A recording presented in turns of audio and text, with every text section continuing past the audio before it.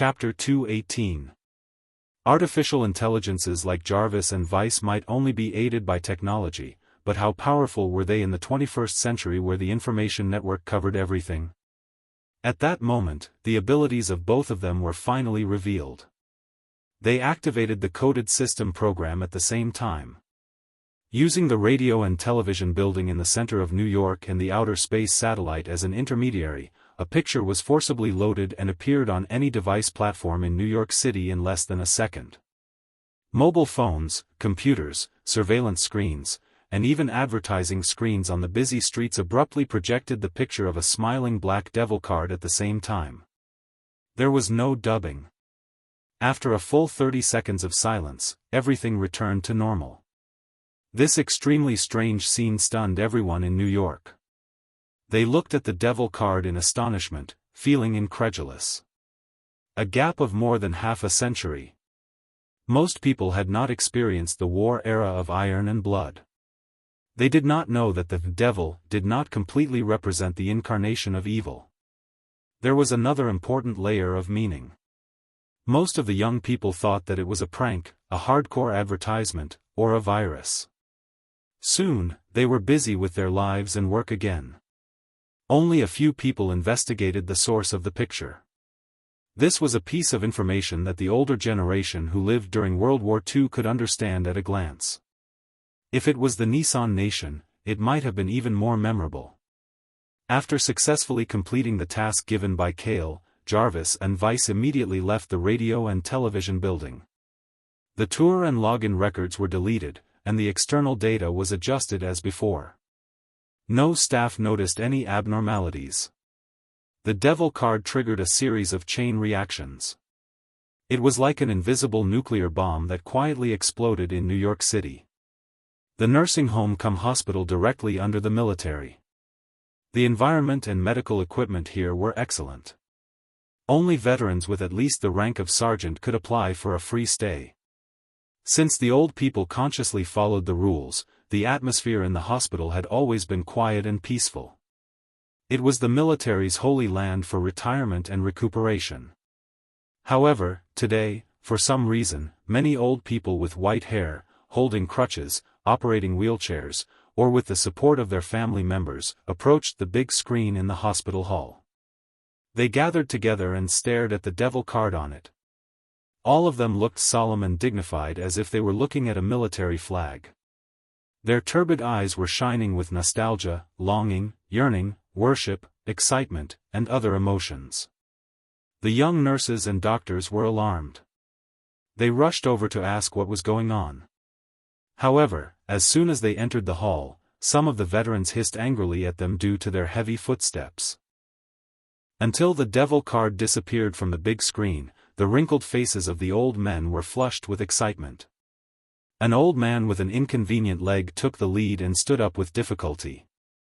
He saluted with trembling hands and shouted loudly, "Sir, sir." Howling commandos, Norman soldiers reporting. Under the gaze of the nurses and the doctors, they were all over 80 years old. They straightened their backs, and saluted in a standard military posture, 102nd Regiment, Army reporting. Howling commandos soldier Clark soldier, 206th Regiment Navy soldiers. It was as if they had returned to the army and returned to their youthful and energetic selves. Under the awareness that they were willing to follow someone into battle, their old and decrepit bodies were filled with an unstoppable aura of iron and blood. The nurses and doctors who saw this scene were shocked. They were as still as statues, not daring to move or make a sound. After the report, the old people let out a long-awaited sigh. "Welcome back, General." In a 3-story villa. "Grandma, what are you looking at with my phone?" Pepper had just returned home when she saw her grandmother in a wheelchair tightly holding the phone she had forgotten at home. Her head was lowered, and she was looking at something in a daze. "Ah." Grandma's old face seemed to soften. There was a faint hint of a young girl yearning for love. Her eyes narrowed into slits as she replied softly, "My dream lover has finally appeared." "Huh?" Pepper was shocked. She almost threw away the high heels she had taken off. Grandma's dream lover? What the hell? And this was just a corner of New York. At this moment, countless old people living at home in New York widened their eyes when they saw the demon card appear on their TV or phones at home. They struggled to identify it, and then smiled knowingly as if they remembered something from a long time ago. These old people said to their sons and daughters, and even their grown-up grandchildren, "Don't be fooled by how crazy you are now.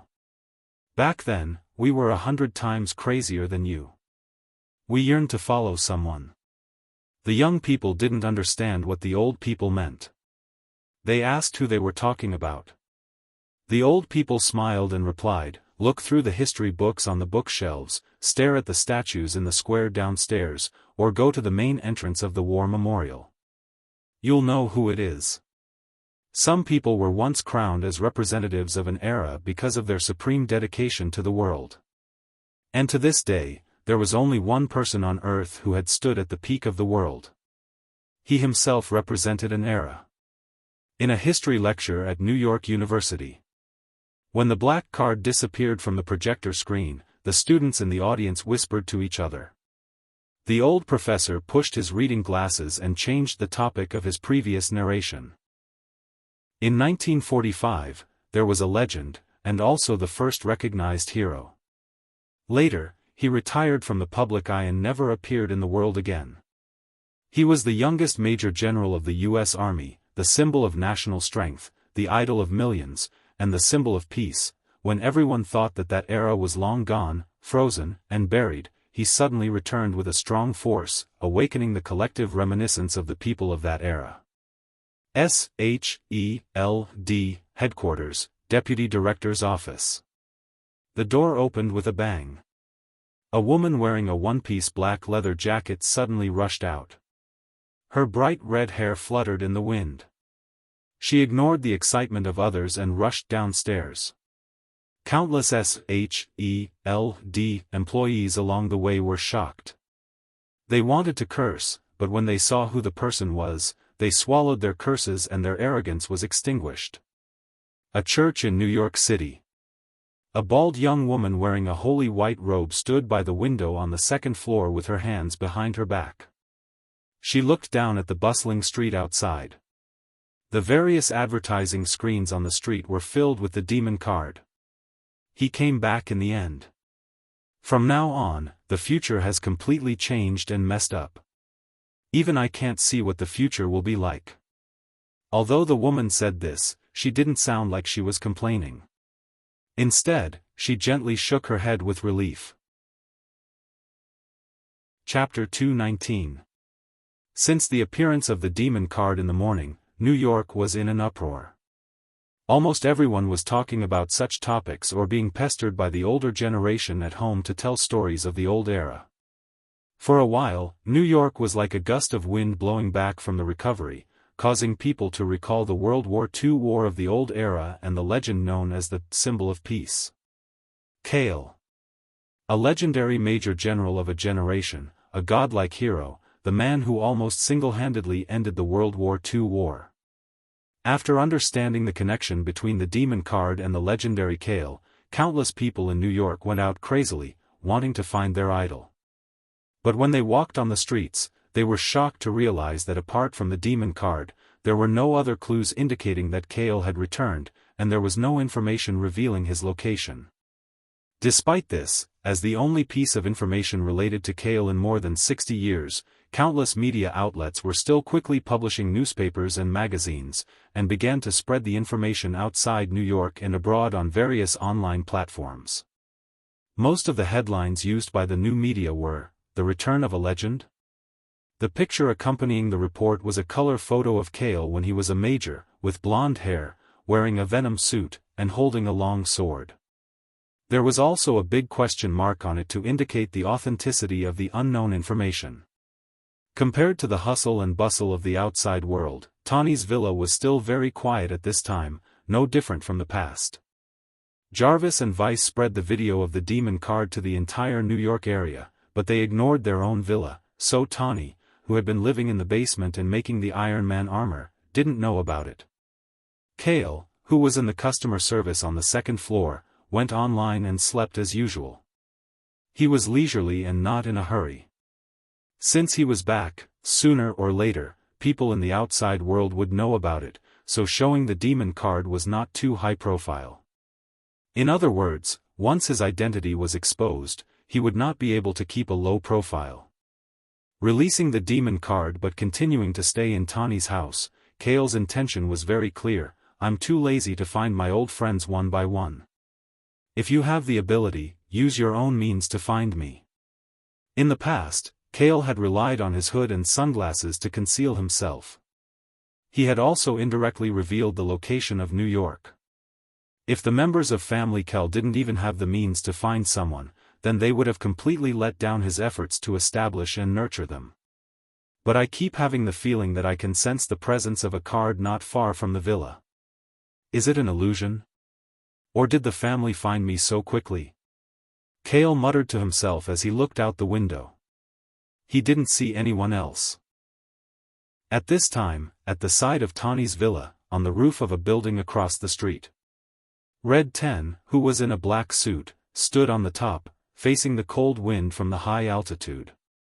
He looked down at the luxurious duplex villa that was about 500 meters away. Red 10 had already known about the appearance of the demon card. Although he was extremely excited, he still chose to complete the assassination mission at hand according to the plan.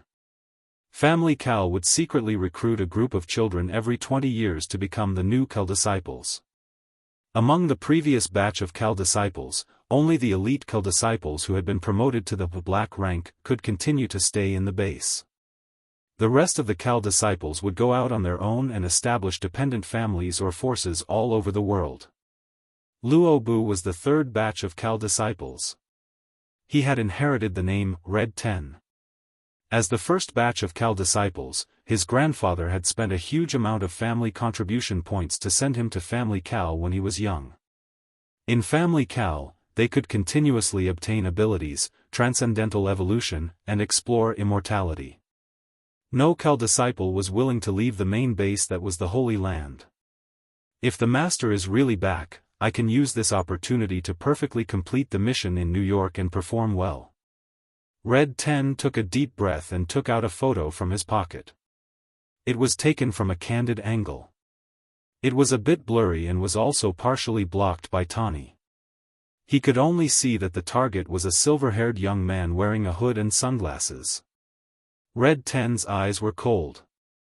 He waved his hand slightly and a small blade flew out of his suit's sleeve and accurately nailed the photo to the iron fence. In the evening, the sun set and night slowly fell. The lights of New York City lit up one by one. Tawny, who was still in the basement of the mansion, suddenly received a message. He opened it and was surprised to see that his uncle Stanny had organized a banquet in his name and didn't send him an invitation. What's the meaning of this? Are you sure that I won't go? Tawny frowned slightly and called out to Jarvis. He planned to change his clothes and drive directly to the banquet. However, after taking a few steps, Tawny stopped and glanced upstairs. He ordered, Jarvis, go call Mr. Cal and ask him if he wants to go to the banquet. He hasn't had dinner anyway. Jarvis immediately passed on his words. After Cal heard it, he touched his chin in surprise. Go to the banquet? If he went to the banquet now, it would probably blow up later. However, it didn't matter, Cal did as he pleased and didn't think too much about it. He agreed immediately. 10 minutes later, Tawny chose a silver supercar and drove to the garage door. Cal, dressed in a black tuxedo, opened the door and sat in the back seat. Mr. Cal, it's so late. Do you still need to wear sunglasses? Tawny looked at Cal through the rearview mirror and asked in surprise. I have a scar at the corner of my eye. Cal said with a shrug. Tawny pursed his lips. He decided that Cal was like him and liked to act cool. He stepped on the gas and drove the sports car out of the garage. Outside the villa, Crimson 10, who had been waiting outside, was stunned when he saw the sports car leaving with Tawny and Cal. He looked around and quickly unlocked a motorcycle and chased after them at full speed. At a high-end banquet in downtown New York. A bunch of reporters held up their cameras and microphones and crowded on both sides of the banquet entrance. Stanny smiled and warmly greeted every VIP who came to the banquet. Just then, a silver sports car stopped at the banquet entrance. Tony calmly opened the door and stepped out. "Oh my God, it's Tony Stark." More than a dozen media reporters cried out in surprise. Under Stanny's slightly unsightly expression, they gathered and swarmed around Tony like stars surrounding the moon as they moved inside.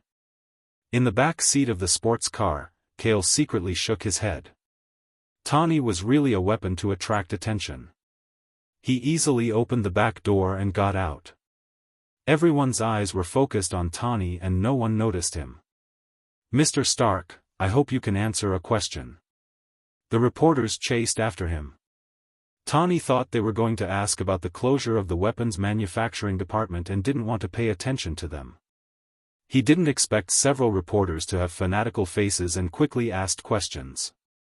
"Your godfather's devil card appeared on various platforms this morning. Please tell us, what do you think of your godfather? Mr. Stark, have you seen Godfather in person in the past few years or recently?" "Cale, Godfather has retired for so long. Is he going to return to the public eye?" Chapter 220. The venue of the party was a huge high-end bar and dance hall. Neon lights shone down from the ceiling. They were gentle, not dazzling, and had a dim and conservative vibe. Beautiful and fashionable music flowed quietly in the hall. The invited participants were all successful and promising young people in various industries. The men were handsome gentlemen in suits and ties, while the women were gorgeously dressed in evening gowns, headbands, and jewelry. With Tony passively dealing with the group of media reporters at the entrance of the party, Cale was at ease. He smoothly entered the dance hall and took the red wine from the waiter. He sat in a dimly lit corner seat. After taking a sip of red wine, Cale leaned against the soft leather chair and narrowed his eyes as he looked at the gentlemen and beauties dancing to the music in front of him. Time seemed to be intertwining with a certain scene from World War II. However, it quickly shattered and returned to reality. It's been 3 or 4 days. It's time to completely adapt to the 21st century. Cale sighed in his heart as he tasted the new red wine alone. At this moment, a familiar voice suddenly came close. "Excuse me, can I sit here?" In a trance, Cale's body trembled. This voice was very similar to Paige Carter's. It was also crisp, powerful, clean, and had a hint of irresistible decisiveness. He looked up and saw a young woman wearing a white shirt, a Western-style jacket, and long trousers. Her slightly curly blonde hair was draped over her shoulders, and she had light makeup on her face. Her facial features were neat and beautiful, and she was also somewhat similar to Paige. However, everything was just a resemblance. The woman who immediately leaned over, lowered her head, and smiled politely in a professional manner was obviously not Paige. Even so, Cale still nodded calmly. "Sit anywhere you want." The woman smiled and sat opposite Cale's small table.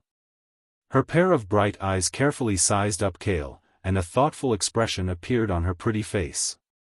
Just when Cale thought that the other party had recognized him, the woman confidently said, "You and I are both strange. We don't fit in with the others at this party. We shouldn't be here purely for social entertainment, right?" Cale was slightly stunned, but he quickly reacted.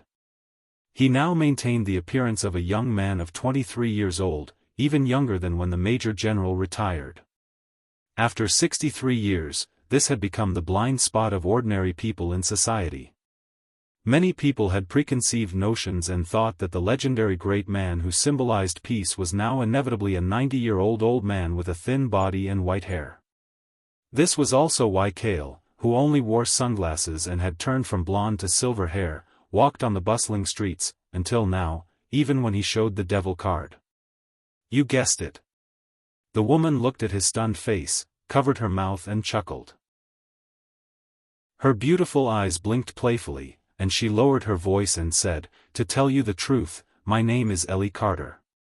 I'm actually a reporter for the New York Times." Cale's eyes narrowed. He didn't know what to think as he listened to her continue. "I sneaked into this party." Allie looked around vigilantly. She leaned close to Cale and whispered, "I just saw you get off from Tawny's sports car. Can you tell me your relationship with him, bodyguard?" Cale was silent for a moment. He looked at her through the sunglasses and said, "I can answer any of your questions. But you asked me a question and I want to ask you a question."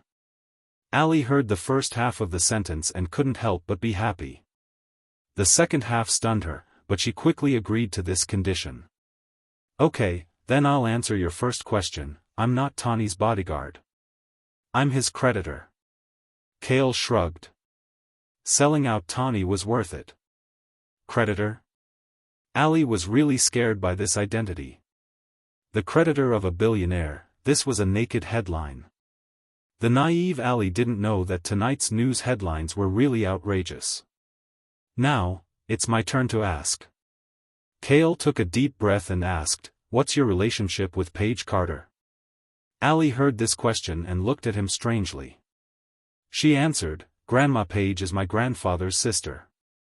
"How is she now?" Cale quickly asked. Hey, it's my turn now." Before Allie could finish, Cale interrupted her. He straightened his back and stared at her like a bloodthirsty beast. His voice was cold and powerful. "Tell me." There were several gentlemen and beautiful women dancing nearby. When they heard the sudden noise, they looked at the two of them in surprise. Okay. I'll tell you. Be quiet." Allie waved her hand in panic and sighed. Grandma Paige passed away a long time ago. It was at the end of 1945, not long after World War II ended. It was a very soft answer, but it was like a clap of thunder that stunned Cale. Paige Carter was dead? And it was the year he left Earth? How was this possible? Back then, before Kyle left, he had personally given Paige a life-saving card that increased her natural lifespan by 30 years, so that they could meet again one day.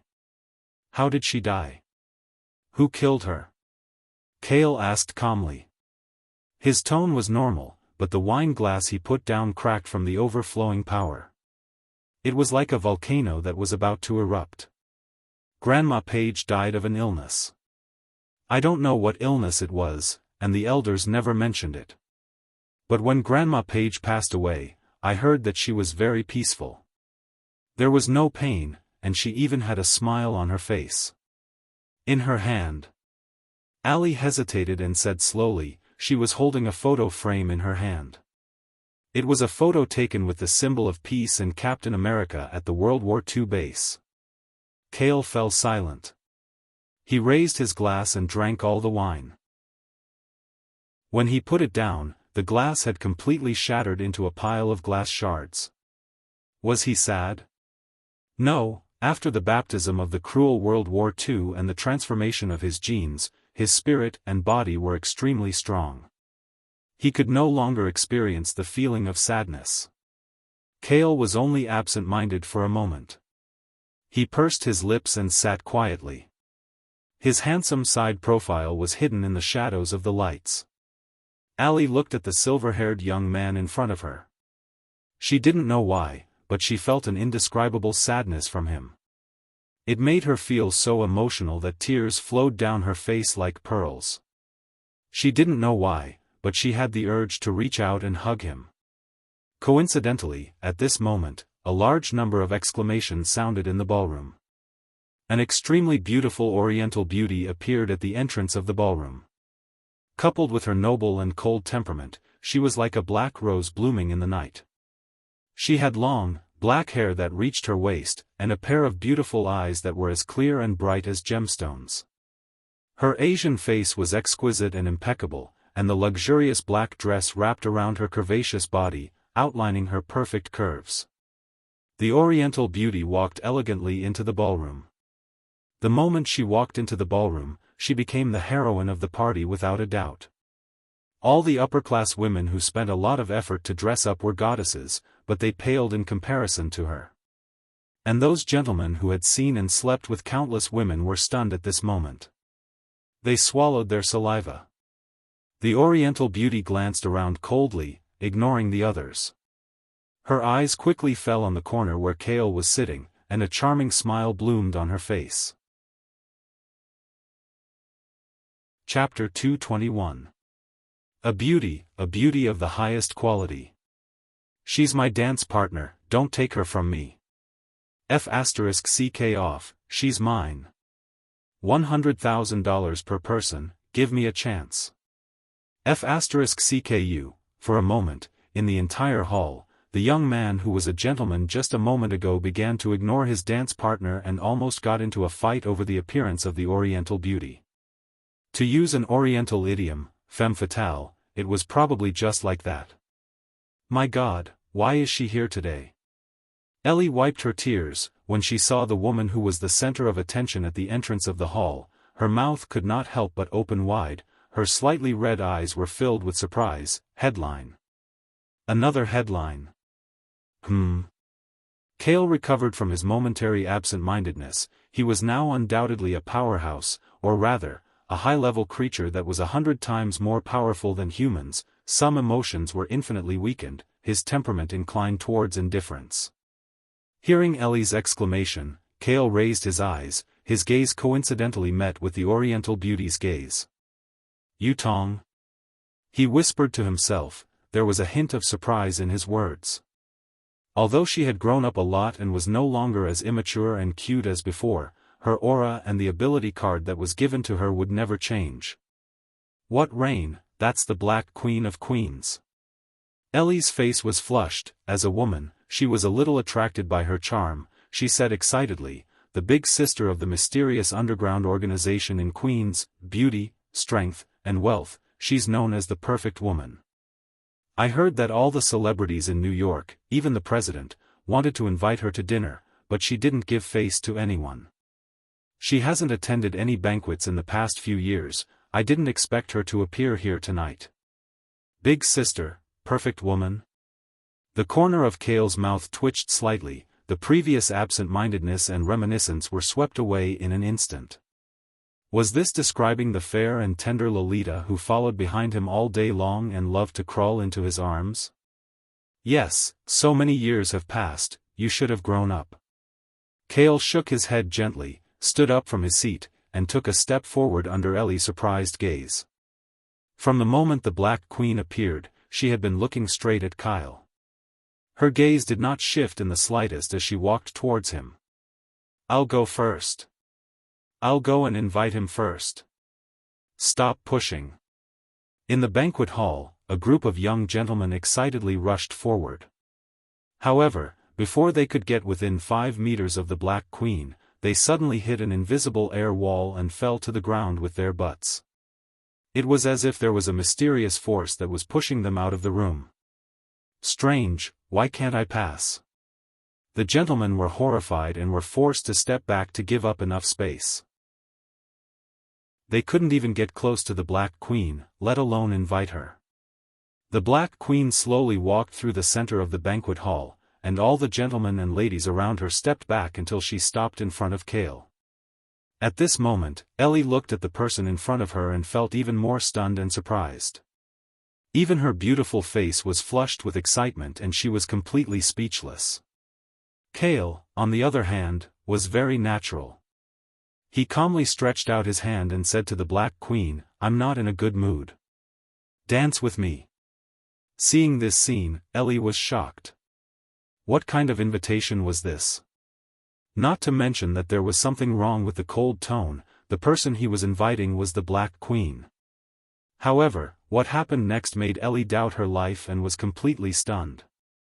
However, in the face of the invitation, the Black Queen's cold face softened, revealing the tenderness of a young girl. Her gem-like beautiful eyes were full of burning infatuation, and her pair of slender hands couldn't wait to hold Kale's big hands. Then, the two of them really started to dance in the ballroom with the music. Their movements were cold and decisive, with a little murderous aura of the military. Kale led the dance. It was the dance he danced with Paige Carter when he went to the banquet late for Steve. It seemed that he could only use this dance to recall the memory of his deceased friend. Time passed quickly, and the beauty had passed away. Unexpectedly, this dance really became one of the rare precious memories of the two of them. The surrounding VIPs were stunned. The noble and cold Black Queen, at this time, was being held by Kale's small waist, holding her slender hands, and dancing intimately. She leaned her soft and graceful body on his broad chest and deliberately lost her initiative. She could feel that the boss, who had just returned, was in a bad mood, so she didn't ask anything. No matter what the boss did, as long as she could accompany him, it was fine. If he killed someone, she would accompany him. If he danced, she would dance with him. This was her. No matter her identity was Yutong, Qi-Tong, or the Black Queen, no matter how many years had passed, she would always be the knife in Kale's hand, willing to be used only by him. Kale and Yutong met again for the first time after so many years. They ignored all the people on the scene and danced in the ballroom. The rhythm and movements were flawless, and there was a kind of inspiring beauty that touched the soul. The surrounding gentlemen and ladies stared blankly, and this moment seemed to be frozen for eternity. At this time, in the kitchen next to the ballroom, Crimson 10 sneaked inside, quietly attacked a waiter, dragged him to the dark room, and quickly changed into professional clothes. He picked up the meal with his left hand, with a blade hidden under his fingertips under the plate, and walked confidently to the ballroom. The lights in the ballroom were dim, and there were many people. Crimson 10 believed that with his skills, as long as he was 3 meters away from the target, he could end the life of the target in less than half a second, and it would not attract the attention of others. Well, why is it so quiet? Also, why are these people not dancing? When Crimson 10 approached the entrance of the ballroom, he found that there was almost only the sound of music inside, and most of the gentlemen and ladies were around the edge of the ballroom, looking at the center of the ballroom in a daze. When Crimson 10 walked to the entrance, his eyes also fell on the two people dancing in the middle of the ballroom. He recognized at a glance that one of them was the target tonight. And the other. Crimson 10 suddenly opened his eyes wide, and his pupils contracted, like a cat seeing a lion. All the hair on his body stood up, and he took a deep breath. How could the one from Family Cal appear here? Moreover, she was dancing with an unknown young man. Wait, unknown young man? Crimson 10 looked at the silver-haired young man on the dance floor and felt that he was more and more familiar.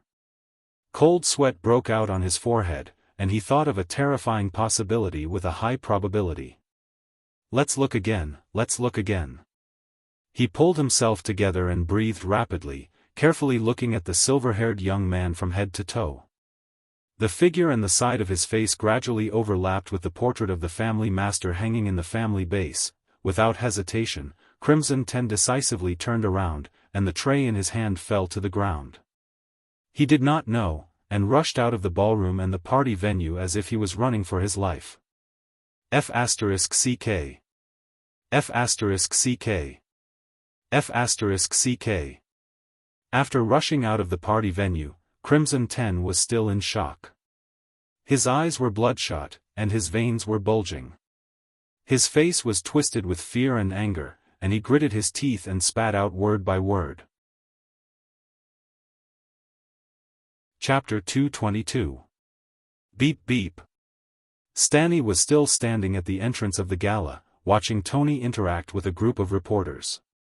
Suddenly, he heard the communication device in his suit pocket ring. He couldn't help but take it out and ask in a low voice, "What's going on inside? Did K2 finish his mission?" "No. I don't know why, but K2's assassination was only halfway through when he..." On the other side of the communication device, the waiter hesitated. "What happened then?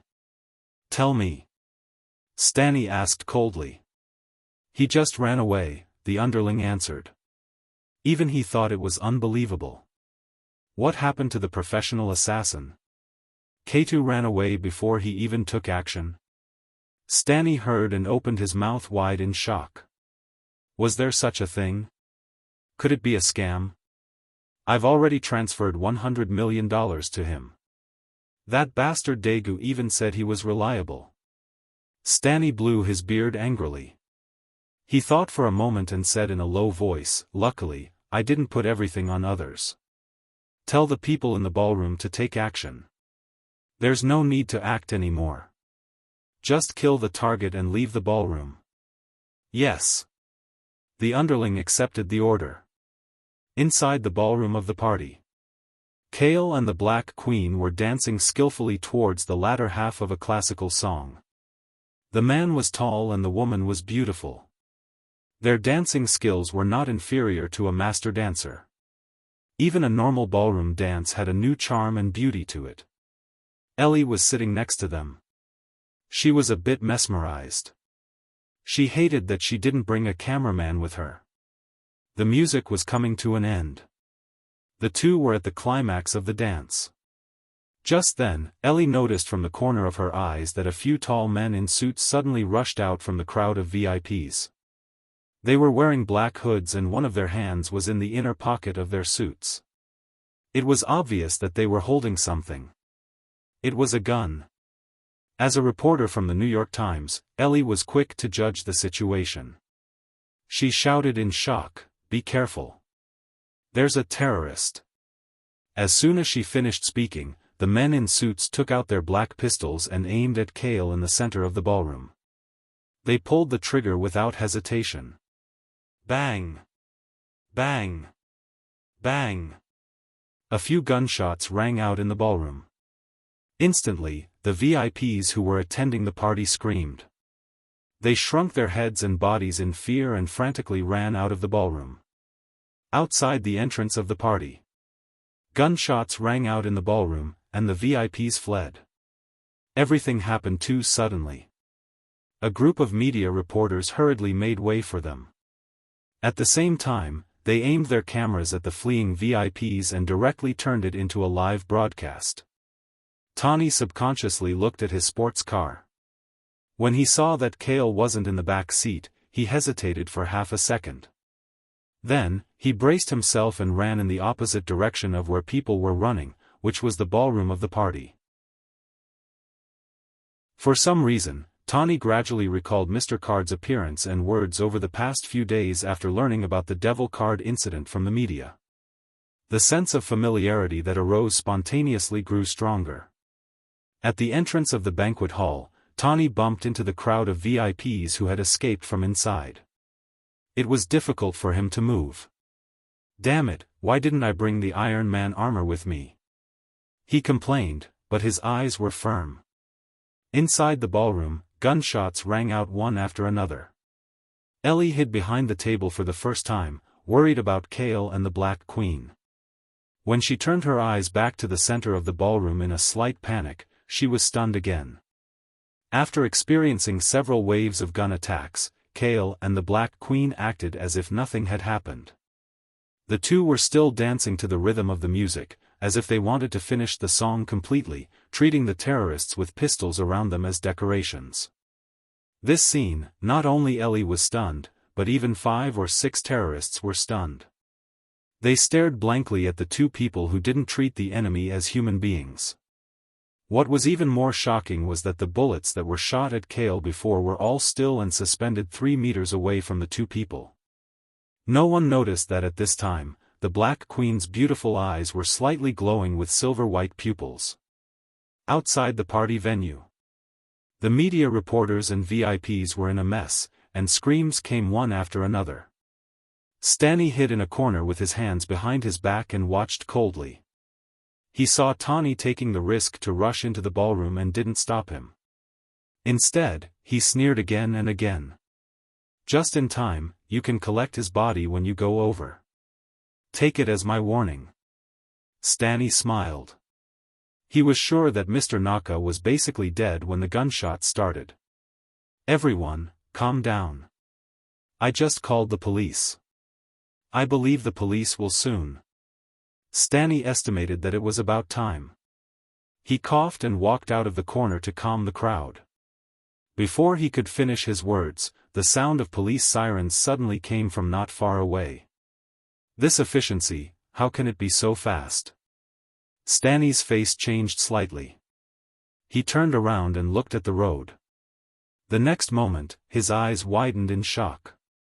The police sirens and flashing lights were just to open the road.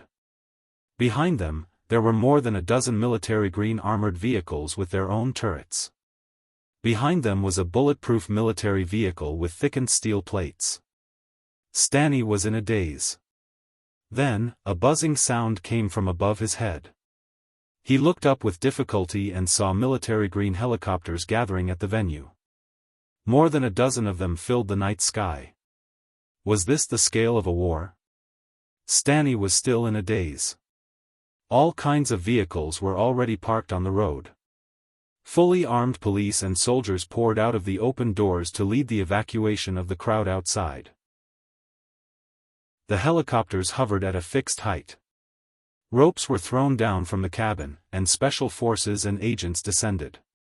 They held excellent firearms and quickly sealed off the scene. The bulletproof vehicle finally stopped. A black young man in a military uniform quickly stepped out and looked around with dignity. He shouted, "I'm Colonel Rhodes. May I ask who is the person in charge here?" Stanley shuddered and quickly walked forward. "It's me, the CEO of Stark Industries. Colonel Rhodes, we've met before." Rhodes ignored his flattery and quickly said, "All right, I'll represent the military and take over this place. You don't have any objections, right?" "Of course not." Stanley sensed that something was wrong and asked nervously, "Colonel Rhodes, is there a need to make such a big scene for a terrorist attack?" "Terrorist? I'm not here for that. Tell me first, where is Mr. Naka now?" Rhodes asked in a deep voice. There was an unprecedented respect in his trembling voice. In the ballroom." Stanley forced his face to remain calm, but his heart was in turmoil. His palms were sweaty, and the ominous feeling was getting stronger. At that moment, various people arrived in vehicles and helicopters. They walked up to Stanley and showed their identification. "I'm the representative of the CIA. FBI representative. SHELD agent." The people who came were undoubtedly the elites of the elites. They gathered together, and their faces were filled with excitement. After greeting each other, they whispered, "Don't disturb the old man too much later. I'm only here to meet him on behalf of the Bureau. It's rare for that person to come out. I'm also here to greet him on behalf of the Bureau. That person is still the chief consultant of SHELD. If you want to meet him, at least report to the Bureau." Stanley's face turned even paler as he listened to their enthusiastic discussion. He asked hoarsely, "Who is that Mr. Naka?" "Who?" The military and the representatives of the various bureaus were stunned for a moment before answering in unison. Chapter 223. Outside the venue, the area within 100 meters was controlled by the various forces in just a few minutes. Helicopters and armored vehicles circled the area 3 times. Countless armed personnel acted as if they were carrying out a rescue operation. They even used night vision equipment and were armed to block the scene. Symbol of peace. After hearing these words, Stanley felt as if he was crushed by this title, as if all his strength had been sucked out. His eyes were empty and dull, his hands and feet could not help but tremble, and his old face was pale without a trace of blood. Perhaps the young people of the new era learned this from history books and sculptures on the streets and alleys.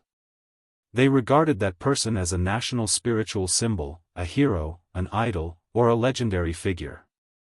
But only the older generation who had personally experienced World War II could truly understand what the symbol of peace represented. It was the light of the Dark Age, the strongest force on Earth, and it was not an exaggeration to say that it was a god. "Mr. Card, it's actually that person," Stanley said bitterly to himself and laughed strangely. He laughed at himself for being too anxious and stupid to provoke the person he shouldn't provoke the most. The representatives of the various forces didn't notice Stanley's loss of composure. At this time, their full attention was focused on the entrance of the party.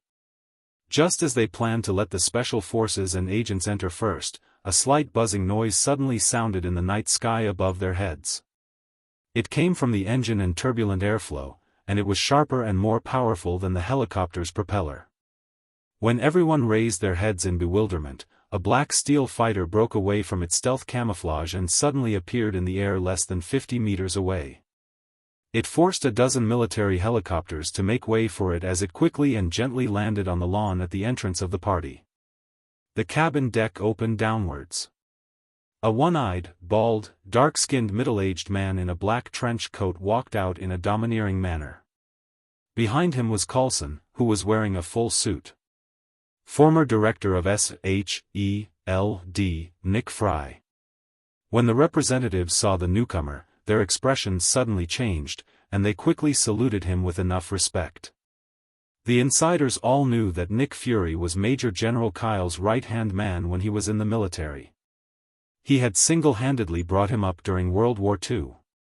Today, SHELD's authority and scale are getting bigger and bigger. As the former director, Nick Fry is showing signs of inheriting the title of Killing God. He is secretly traveling around the world, causing headaches for the remnants of Hydra and terrorists. What are you doing? Fry stepped forward and glanced at the large number of armed personnel at the entrance of the party. Mr. Fry, I heard that there are armed terrorists inside. We plan to let the armed soldiers enter first. The military representative, Rhodes, explained. Terrorists? When Fry heard this, he grinned and asked in a deep voice, if that person is inside, why do you need your soldiers to take action? If you can threaten him with just a few guns, how did he get his title as the symbol of peace? The representatives of all parties were silent. Indeed, even elementary school students knew that the symbol of peace was a symbol of national strength. One person represented the top combat power during World War II. Let the rest of your subordinates stay outside. You guys just need to follow me in. Fury shrugged. Without waiting for them to respond, he walked into the banquet hall in a swift and decisive manner. At this moment, inside the party, the large and luxurious ballroom fell into a dead silence after the song ended. After finishing the last beat of the dance, Kerr hugged Yutong's soft and slender waist with one hand. He calmly raised his eyes and looked at the enemies around him who were shooting continuously until they emptied their magazines. The 6 terrorists were all masked, so no one could see their expressions clearly. However, their hands that were holding the pistols were trembling slightly. Cold sweat had soaked their masks and clothes. Under the cold wind of the air conditioner, their bodies and hearts were extremely cold. With their poor knowledge, they obviously couldn't understand what was happening in front of them. No matter how many shots they fired, the bullets couldn't break through, even if they got close to the target. In front of Kale and Yutong, the pistols that could easily endanger the lives of ordinary people were as laughable and useless as a child's toy. An ant could move an object 50 times heavier than itself, but its strength could never move a human. It was the same principle. Run. Split up and run. The leader of the terrorists' teeth chattered as he spat out this order in fear. But just as he turned around, he saw a red-haired woman wearing a black and gold mask in the style of a devil's smiling face and a one-piece dark black leather jacket. Where do you think you're going? The woman in black was standing behind him at an unknown time. She was less than a meter away and her cold gaze met his. The leader was not the only one. The other 5 terrorists were also surprised to find that there were 1 or 2 masked men in black standing behind them. They were either wearing vibranium arm guards or carrying sodium-carbon steel swords on their backs. They were all equipped with energy pistols, and they were standing behind them silently like ghosts. Leave one alive, Yutong seemed to be announcing the judgment of the Grim Reaper. Her face was as cold as frost and the silver light in her beautiful eyes dimmed. The dozens of bullets floating in the air fell to the ground with tinkling sounds. At the same time, the crisp sound of bones breaking rang out. The 5 terrorists did not have the slightest room to resist. Their necks were twisted at the same time and they lay lifelessly on the cold floor of the ballroom. The leader was simply knocked unconscious. He had a tall and strong body like a bear. The woman in black lifted him up with her slender hands and threw him 5 meters back onto a table. After doing all this, the men in black collectively knelt on one knee and saluted to Kale in unison, "Greetings, Master. You're not too late." Kale smiled indifferently and loosened the hand around Yutong's waist. Yutong's beautiful eyes flashed with a trace of strangeness. There was a hint of reluctance, but it quickly disappeared without a trace and returned to its gem-like clarity. Kale took off his sunglasses. His golden pupils flickered with a faint light. His gaze fell on the woman in black. Her bright red shoulder-length hair directly revealed her true identity. Satana. She did not come tonight as an employee of SHELD, but as a member of K2. From this, one could see her loyalty to Family Cal. She had not forgotten her roots after so many years. Who are these people? Master? Who the hell is he? Ellie had been hiding behind a table in the corner. She held her breath and looked at the ballroom. Those men in black had cleanly taken care of the terrorists and Kale who had his back facing her. In just 5 minutes, the appearance of the Black Queen, the terrorist attack, and the mysterious counterattack of the men in black. Everything seemed to be caused by the silver-haired young man who talked to her just now. Chapter 224. You guys. When Kale was about to say something to Ka2, suddenly, from outside the door of the ballroom, there came the sound of hurried footsteps and an anxious shout, "Mr. Ka, are you in there?" Before Kale answered, Tawny, who was wearing a suit and sweating, rushed in. Ka2 in the hall stood up alertly. They all reacted quickly and focused their cold eyes on him, just like a pack of old wolves staring at their prey. Sensing the danger of death, Tawny quickly stopped at the door of the ballroom. He panted and held the door sill with his hand. He looked at the room full of men in black, and Kale who was surrounded by them. His smart mind was quickly thinking about how to save them. But in the end, there was no room for him to do anything. "Everyone stop, he is one of us," Kyle said in a timely manner. His tone was filled with unquestionable majesty. Ka2 heard it and immediately stopped attacking. They stepped back and made enough space and passage for Kyle. Kale's handsome face was a little bit gentle, his sparkling eyes and Tawny looked at each other. You are. Tawny's body and mind were trembling. He already had doubts, plus Kale in front of him without any disguise. He gradually overlapped with the person in a picture he saw when he was a child. "Tawny. I am sorry about what happened to your father," Kale said softly. He didn't try to hide anymore, he directly revealed his thoughts. Tawny clenched his fists, his eyes were filled with tears, his inner feelings and thousands of words were stuck in his throat. In the end, he used all his strength to say one sentence, "Godfather, you are finally back." How many people knew that such a simple sentence had waited for 2 generations, more than 60 years? "Yes, I am back." Kale sighed. He walked forward and patted Tawny's shoulder. Tawny was a science and technology student, just like Howard. Although he looked frivolous, he wasn't good at showing his true feelings. But looking at the young and familiar face in front of him, Tawny finally couldn't help but hold Kale's arm tightly. He lowered his head and sobbed. The Stark family always had a long-cherished wish. Because of this, Howard took the risk and stepped into outer space. His life and death were unknown. Tawny lost his father when he was 15 years old. He had to shoulder the heavy burden of Stark Industries. He desperately clenched his teeth and endured it. Today, this long-cherished wish finally came to an end. How could Tawny endure it? "Thank you, Tawny. Since I am back, from now on, I will be your support." Kale looked at Tawny and said calmly and persuasively. From an outsider's point of view, this scene and conversation was very strange. After all, Kale looked young, like a young man who had just graduated from university, and Tawny was half a step into middle age. He had already grown a mustache.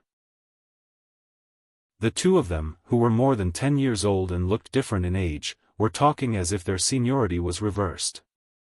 But from the perspective of the people around them, it couldn't be more normal. Kale was Tawny's godfather. This was something that Howard had publicly admitted to the outside world more than 30 years ago. "I don't need your protection, I have enough power to protect myself." Tawny snorted. He turned his face away and silently wiped the tears on his face. He, who loved his face, cried in front of so many people. When he realized it, he felt very awkward. Tawny Stark's godfather, it can't be. Behind the table in the corner of the ballroom, Ellie covered her mouth with both hands to prevent herself from screaming. Her heart was in turmoil, and her eyes were filled with disbelief. As a member of the Carter family and a reporter for the New York Times, how could she not know who Tawny Stark's godfather was? Retired Major General Kale, the greatest legendary hero of the 20th century, the most powerful man on Earth, the symbol of America's power and conquest, and now the symbol of world peace. It seems that only his hair color changed. He didn't age at all. Instead, he looks younger than the black and white photos from the old era. Ellie was shocked. She squatted down, her round but accidentally bumped into the wine bottle behind her. It instantly made a crisp sound. The next moment, the table and the chair were separated. Natasha grabbed Ellie's arm and lifted her up like a chick. She was about to throw Ellie to the ground. "Don't hurt me, I know that old man." Ellie screamed. She was suspended in the air, her hand kept pointing at Kale's direction. "Old man?" Hearing that, Kale's mouth twitched, but considering that she was the younger generation of his old friend, he said, "Natasha, let her go." Natasha let go of her hands, and Ellie fell from half a meter and sat on the clean floor, holding her but in pain. "It's so quiet outside, someone I know should be coming." Kale muttered. He glanced at the dozen or so black-clothed captives in the ballroom and ordered, "It's not good for you to be exposed like this, leave first and return to the family base." The captives nodded in unison. They didn't hesitate, they followed the order and quickly left through the safe passage. With their skills, the special forces and agents outside were nothing. They could come and go as they pleased. Soon, only Kale, Yutong, Tawny, Ellie, and the leader of the terrorists were left. Kale subconsciously looked at Ellie, but Ellie put her hands together and begged him, indicating that she didn't want to leave. Tonight's news was definitely more than a year's news, and the return of the symbol of peace, if published in the newspaper, would definitely sell out. It was enough to shock the world. How could he miss it? "Tawny, I'll borrow your venue." Kale turned around and said. "Use it however you like, Godfather. Not everything I have is yours." Tony spread his hands helplessly. Since more than 20 years ago, before Howard left, he had told him that the Stark family's business was all under one person's control. Now he understood, that person was Godfather Kale, and there was an even bigger and more mysterious force behind Godfather. Thinking back to the 100 billion USD debt, Tawny couldn't help but smile bitterly. He knew that he had been tricked. "Yutong, tidy up a bit." Kale looked around. The luxurious ballroom was a mess. The tables and chairs were flipped over due to the panic just now. Wine bottles, glasses, and bullets were scattered all over the floor, and lifeless corpses were everywhere. "Okay, boss." Yutong smiled slightly. Her voice was pleasant to the ears, silver light condensed in her beautiful eyes, her white slender hands spread outwards, and an invisible will erupted and swept out with her as the center. Other than the 5 people in the ballroom, everything else was suspended in the air. Under the shocked eyes of Tawny and Ellie, the tables and chairs were automatically restored, the bullets and rubbish flew into the trash can, the corpses were neatly piled up in a corner, and the leader who fainted was automatically tied to a chair by a belt. Finally, a few bottles of precious red wine and Lafite flew out of the wine cabinet, and clean glasses were automatically opened, and more than half of The wine was poured out. This supernatural phenomenon was completed in 3 seconds. Even Kale was slightly surprised. At the same time, he divided his spiritual will, and precisely controlled more than 100 objects to classify. The control was perfect. Chapter 225. When Fry and the representatives of the various bureaus hurried to the ballroom, they saw a peaceful scene. The spacious main hall was clean and tidy, as if it had just been carefully cleaned. The bodies of the terrorists were piled up in the corner like goods, but it didn't seem out of place. A handsome silver-haired youth was sitting on a chair with his legs crossed. He held a wine glass in his hand and carefully tasted the red wine. Yutong stood quietly behind his chair, waiting for orders at any time. Tani and Ali were sitting on the chairs on both sides. Both of them had a lot on their minds, and no one knew what they were thinking about. Several people seemed to be talking about something. When they saw Fry and the others come in, they stopped talking and looked up together. Fry, long time no see.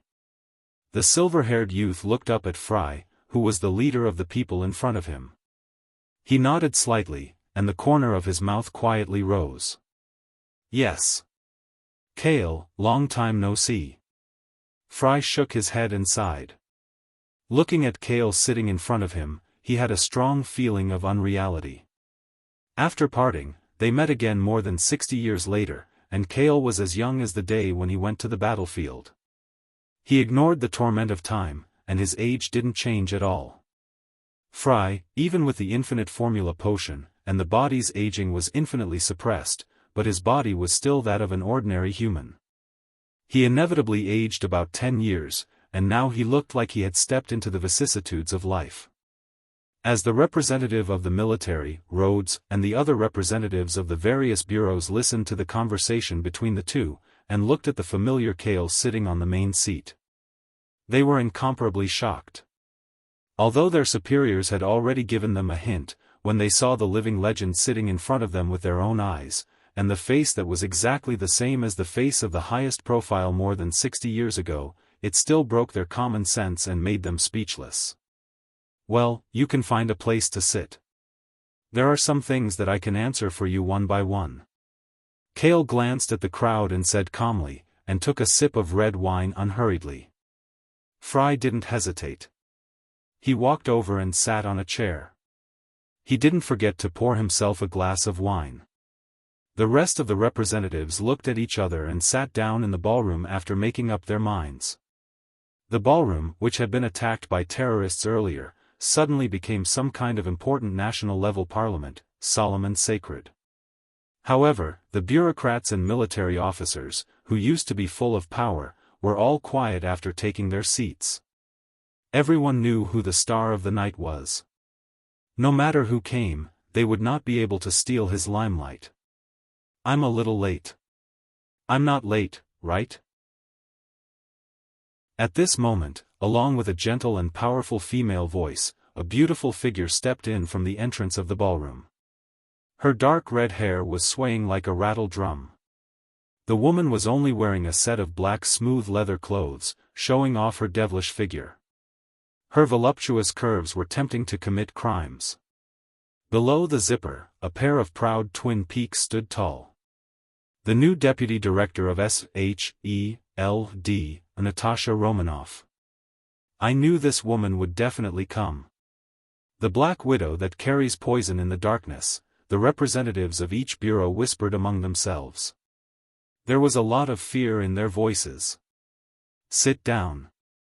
Kale shook his head inwardly. This woman was really an experienced agent. She had just left as K2.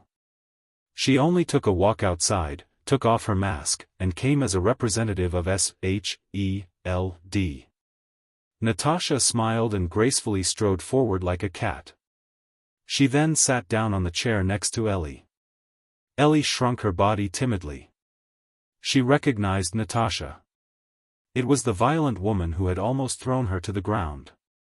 After everyone was seated and the ballroom was silent, Kale said calmly, I know that most of you are here tonight to find out where I have been and what I have been doing for the past few decades. Why did I not appear in the public's eyes again? Why did I suddenly appear now?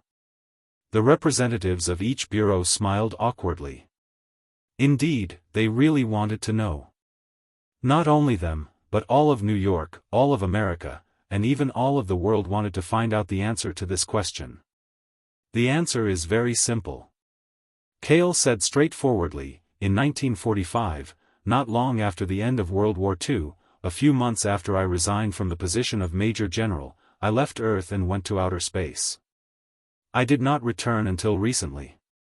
He said it casually, but it was like a nuclear explosion. Except for Fry and Tawny, most of the people in the ballroom were shocked. How was it possible to leave Earth and go on an interstellar voyage in 1945? Even with the advancement of technology, mankind was only at the stage of landing on the moon. But the person who said this was the symbol of peace, Cale. He represented authority and power. His words were undeniably persuasive. For a moment, even though everyone felt that it was a fantasy, no one questioned it. Instead, they silently accepted this fact. Mr. Cale. I want to know how you left Earth and how you came back. Rhodes took a deep breath and asked carefully, also, what is there in outer space outside Earth?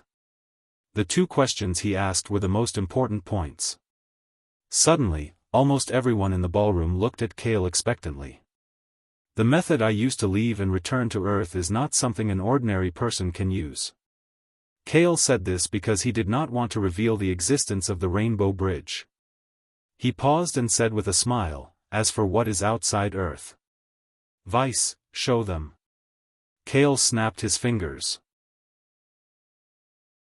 The sunglasses hanging on his chest immediately glowed with two beams of light and showed a three-dimensional image with a holographic projection. Everyone in the hall held their breaths as they watched. In the 3D image, they quickly flashed past the tall buildings of planet Saka, all kinds of strange and powerful alien race creatures, low-flying and silent interstellar spaceships, an interstellar stadium that was half the size of a city, an ancient battlefield that was barren and full of the remains of creatures, a mountain-like six-winged black dragon creature, and finally, the city of Asgard that was built with the gold of the heavens. The video ended in less than half a minute. Most of the people in the ballroom were in a trance. They were shocked and their mouths were wide open. They were unable to recover for a while. I just set foot in a corner of outer space by chance. It's just 2 or 3 places. Cale smiled indifferently and coldly told the hard-to-accept facts. As far as I know, outside Earth, just in the Milky Way, there are countless planets with life. Some of the alien creatures are similar to humans, but their level of technology and civilization is far more advanced than ours. Some non-human creatures are naturally better at fighting and killing than we are. You might as well think about it. If one day, alien creatures invade Earth, what should we do? Cale shrugged and threw out a meaningful question. Hearing this question, most of the people in the ballroom felt their scalps go numb and they sucked in a breath of cold air. Fear sprouted from the bottom of their hearts and spread to every inch of their skin. So, my return is not the main point. Kyle stood up and looked down at the people in the hall indifferently. He said coldly, everyone, I just want to remind you that Earth is about to usher in a brand new era, a new era that will overturn everything you've ever known. Chapter 226. There were planets with life outside of Earth, and aliens were far more powerful than humans. This sounded like a sensational rumor, but when it came from Cale, the symbol of peace, it was undoubtedly the truth that was highly credible. After Cale answered the first few questions, the representatives of the various bureaus were all pale and restless. They wanted to immediately leave and return to their departments so that they could have a full meeting. As if reading their minds, Cale spread out his hands and said, let's call it a night, I should go back and rest. Mr. Cale. When you're free, you must come to the CIA for a visit. We will definitely treat you with the highest level of respect. The CIA representative quickly stood up and said with a face full of respect. The FBI as well, we welcome Mr. Cale to come and give us some guidance. The FBI representative didn't pass on his responsibility and immediately followed up. Our military. Rhodes opened his mouth, but before he could say anything, he was interrupted by Natasha. All right, don't go too far. Natasha coldly snorted and said bluntly, don't forget, Mr. Kale is the chief consultant of SHELD. If you have any problems, please contact SHELD and pass on your message. The representatives of the various organizations were speechless. The symbol of peace, Kale, once held the position of chief consultant at the newly built SHELD over 60 years ago, and this was recorded in the files. When you leave, take the terrorist who is still alive with you. Also, send someone to clean up the scene. Kale said. We will investigate this matter as soon as possible. We will give you an explanation. Daring to attack the symbol of peace, I think the people behind this are tired of living. The representatives all agreed and their malicious gazes gathered on the man tied to the chair. The leader of the terrorists was still unconscious, but he suddenly felt a chill and shivered. If he knew that he was being targeted by several high-level departments, he would definitely feel like he had nothing left to live for and would rather have his neck broken. After the representatives of the various departments left, Ellie couldn't help but want to return to the news company. Kale looked at her and reminded her meaningfully, you should know very well what can be published in the newspaper and what can't be made public, so I won't say more. I understand. Ellie nodded like a chick pecking at grains. She knew very well that things like the return of the symbol of peace, the existence of life planets outside of Earth, and the new era of extraterrestrial warfare could all be published in the newspapers. But regarding the mysterious force that Karthus belonged to, it was best to keep it to herself.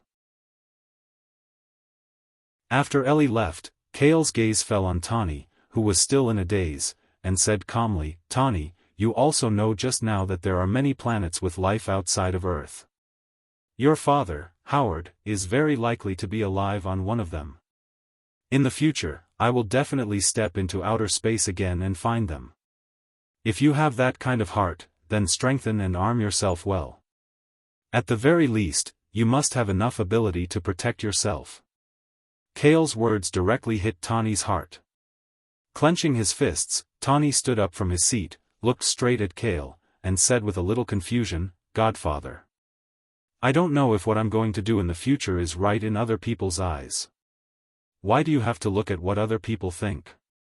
Kale smiled, raised his left hand, and tapped on the iron core in Tawny's chest with 2 fingers, just do it boldly, no matter what is right or wrong in the world, as long as it is what you think is right. Also, in the future, only the strong have a choice, the weak have no choice. I understand.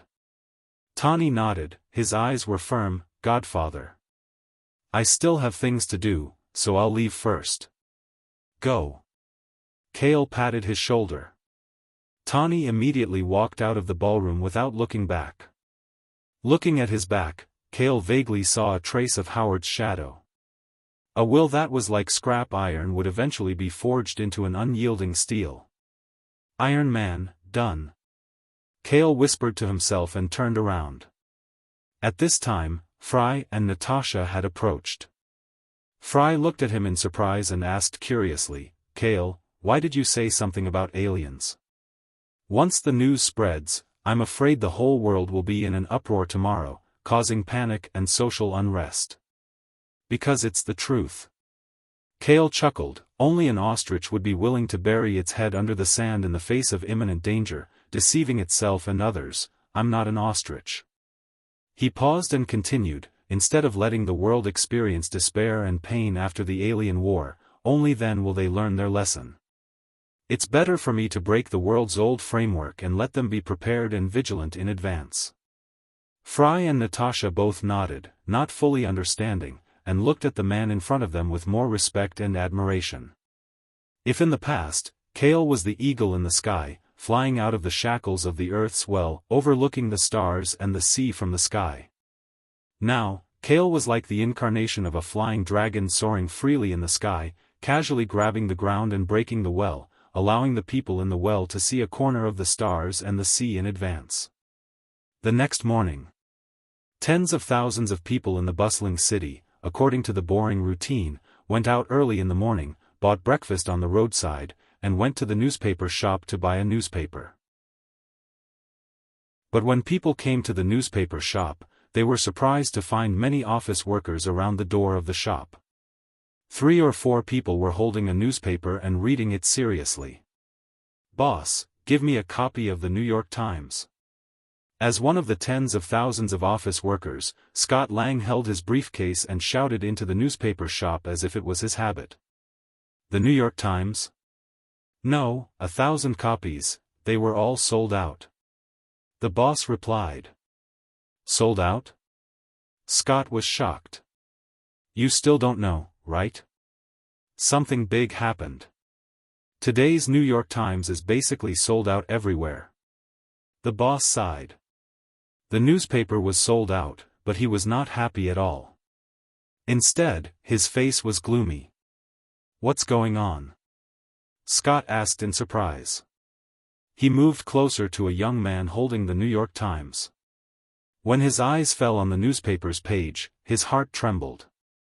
"Kale, the symbol of peace, returns, in his prime, as young as yesterday."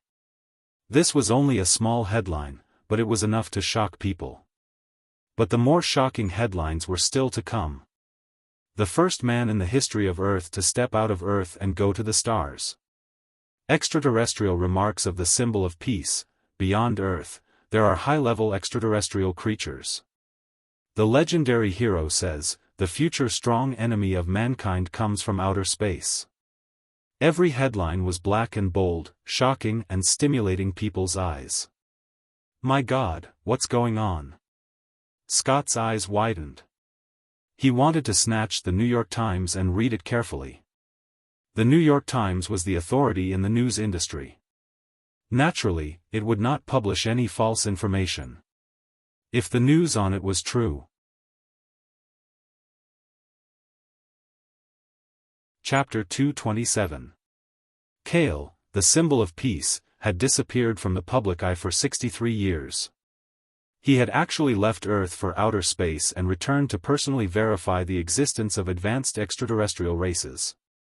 He had even directly proposed that the future enemies of Earth would come from extraterrestrials. This news report could no longer be described as a sensational headline. It was a major piece of news that had shocked people all over the world since the seemingly peaceful 21st century. There was no other. Early in the morning, in the economic city of New York, people began to scramble to buy a copy of the New York Times. The office workers who used to be in a hurry to get to work were actually huddling together to read the newspaper on the streets and alleys. The more they read, the more shocked and worried they felt. Because the New York Times did not deliberately create an uproar to attract the public, the newspaper's reasonable content was even more frightening. That morning, more than 80% of the people in New York were late for work. Even if they went to the company absent-mindedly, they would be discussing the extraterrestrial comments with their colleagues. After the morning, when this major news was quickly spread by the online media, outside of New York and even outside of America, it was like a nuclear disaster had swept across the entire world. The whole world was in a state of shock. The return of Kale, the symbol of peace, was naturally a point that deserved the attention of the world. However, the extraterrestrial information he brought back was too shocking for the people of Earth. The symbol of peace, extraterrestrial technology, extraterrestrial invasion, future crisis.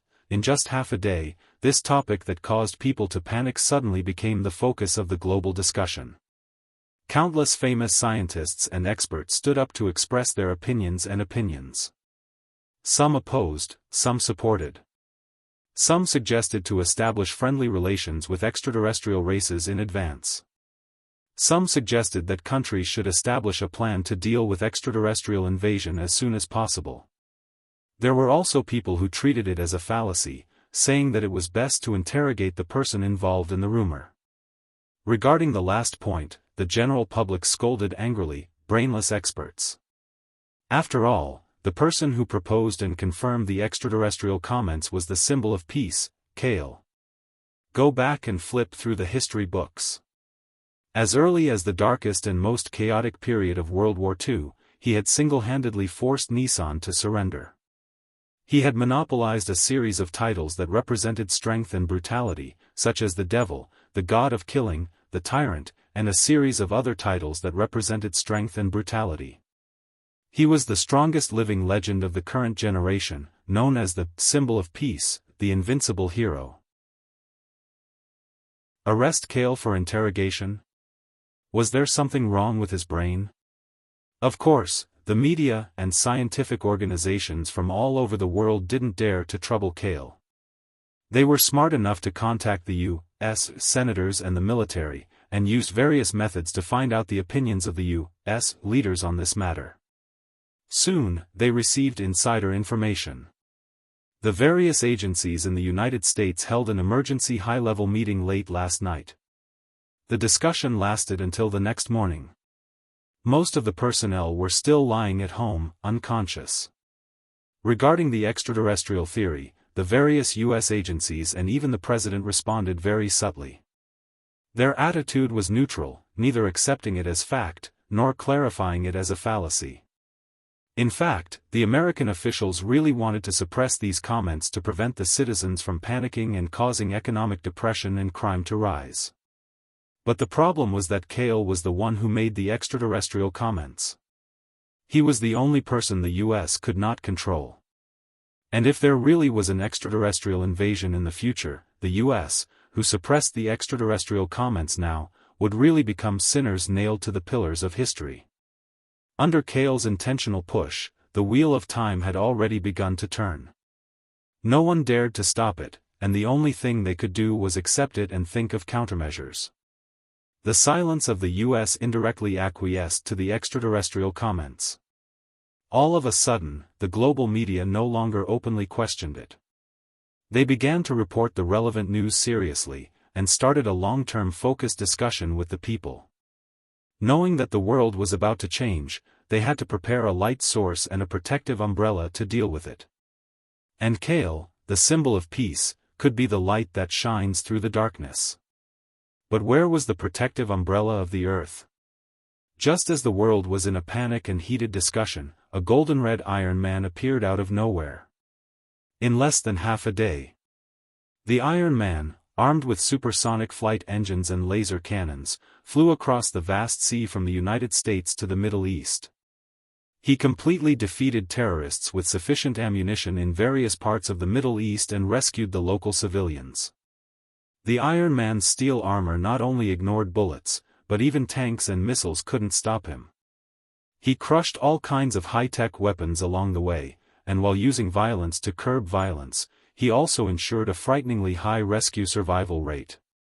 The local people affectionately gave him the hero title of Iron Man. The appearance of Iron Man at the turning point of this era was like an effective cardiac stimulant into the hearts of the people who were frightened by the extraterrestrial comments. The birth of Iron Man made the general public understand one thing clearly. Kale, the symbol of peace, was the only legendary hero recognized by the world. Because of this, it was far from enough. There must be more capable people to stand up and become heroes to withstand the future disasters and pressure. This year was 2008. In the future, it should not be the dark era that represents despair and the end of the road. It should be the heroic era that belongs to light and hope. Few people knew. After Iron Man completed the heroic feat in the Middle East, on the way back to the United States, he was detected by the U.S. Air Defense Reconnaissance Network over the territory. Thinking it was an unidentified aircraft, Colonel Rhodes, as the commander of the military base, sent 2 F-12 fighters to intercept and search. After the fighter fought with Iron Man in the air, one of the fighters unfortunately suffered wing damage and fell. Taking this opportunity, Colonel Rhodes was surprised to learn the true identity of Iron Man and had to cover up the encounter with a military exercise accident. On the other hand, in the secret interrogation room of the CIA in New York, a tall silver-white steel machine broke in and brutally shot more than a dozen interrogators, and finally killed the leader of the criminals who attacked the symbol of peace last night. The steel machine, surrounded by military personnel, blasted the wall and flew toward the sky at high speed. The emergence of Iron Man and the emergence of steel machines, advanced high-tech devices far beyond the understanding of the secular world, was like a second shot to the sky. Following the extraterrestrial comments, it broke the old framework and raised the Earth's understanding of science and technology to a whole new level. At the same time, in the depths of the Atlantic Ocean, Family Cow's exclusive island disguised as a huge floating ice. The base's main building was on the third floor of the fortress. Here was the family's highest meeting hall. For 63 years, no one had the right to open it. Today, the family's highest meeting was finally ushered in. The hall was brightly lit and spacious enough to accommodate 100 people to attend the meeting. An oval metal table was placed in the center of the hall, surrounded by hundreds of chairs. Chapter 228. Among the hundreds of people sitting in the meeting hall, most of them were Americans, but there were also a few Asians. Among them, the oldest one was close to 60 years old. His sideburns were all white, and his face was full of wrinkles and scars. The youngest one was only around 14 years old. She was a cute little girl. Her face and body were not fully developed yet. They were either wearing a full suit, leather armor, or simple casual wear. There were also some who were wearing exotic luxurious robes. After receiving the message from the Family Cow's highest meeting, most of the K2s who lived around the world gathered at the nearest portal within 12 hours and returned to the island base. At this moment, the 3 generations of K2s who had been trained for more than 60 years all returned to the meeting hall on the 3rd floor. Not a single one of them was absent. They looked nervous and serious as they sat on the chairs and waited quietly while suppressing their excitement. The 3 generations of K2s. Apart from the few black-level elites of each generation, they could return to the family base freely and enjoy the benefits of an infinite formula reagent every year. Most of the K2s would leave the family base after the time limit was up. They had abilities and knowledge that were far beyond ordinary people. They were the elites of the elites no matter where they went.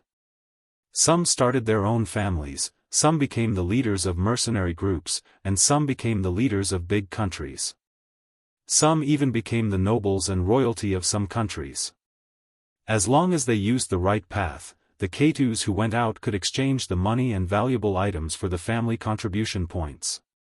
They could exchange for the infinite formula reagent, advanced equipment, and creature cards. Under such a virtuous cycle, the Family Cow grew every year. From 1945 until today, perhaps even the K2s in the Family Cow did not know how big the influence of the main family's business was. The Family Cow's foundation was like a snowball. Because of that, the betrayal of one K2s would be hunted down by the rest of the K2s. That was why there was no precedent of a K2s betraying the family. In addition, the first generation of K2s were all given the ability cards by Kale. They had long worshipped him as a god. As for the rest of the second and third generation of K2s, even if they had never met the leader of the Family Cow, they had been taught and taught by the first generation of K2s since young. Their loyalty to the Kale and the Family Cow was deep in their bones. Ta-ta. The sound of footsteps came from outside the door. All of a sudden, over 100 K2s straightened their backs and stared at the door with their burning eyes. A silver-haired youth wearing a black windbreaker walked into the hall indifferently. Yutong followed closely behind him. Under the gazes of many people, the 2 of them slowly came to the main seat of the round table. There were 5 chairs. There was a main seat reserved for the head of the family, as well as 4 secondary seats on the left and right. The silver-haired young man sat directly on the main seat, while Yutong sat next to him on the right side. As soon as the 2 of them sat down, hundreds of apprentices stood up in unison and greeted in unison, "Greetings, Master." "Good day, Supervisor." "Sit down." Kale raised his hands and gestured slightly. The apprentices immediately sat down. Looking around, Kale looked at the rest of the seats that were fully occupied. There were only 3 empty secondary seats left on his left and right. He sighed softly in his heart. Forget about Howard and Logan, he didn't expect that even Lucy would board the interstellar spaceship. The 3 of them formed a team and left the Earth to look for him in outer space. Now, more than 20 years had passed. Kale came back, but the 3 of them were missing. An inventor, a Wolverine, and a girl who was protected by an elf. This combination is quite strange. Kale sighed in his heart. His frown quickly disappeared. Thinking about it, the combat power of the 3 of them was definitely not bad. In the human universe, as long as they were lucky enough to enter some dead planets, there was still a high chance of survival. About this, I can ask Heimdall to help me look for them. Kale quickly came up with a plan. He calmed himself down and glanced at the hundreds of apprentices in front of him. He chuckled and said, I gathered all of you here for the highest meeting of the family. The main reason is to tell you one thing, I'm back. Kale's words were very calm, but it contained an indescribable power. It made the hundreds of apprentices in the hall tremble. Some of the older first-generation apprentices had tears in their eyes. No matter how big Family Cal was now, even if a few core members left, they could still continue to be strong. But without a family leader, it was like without a soul.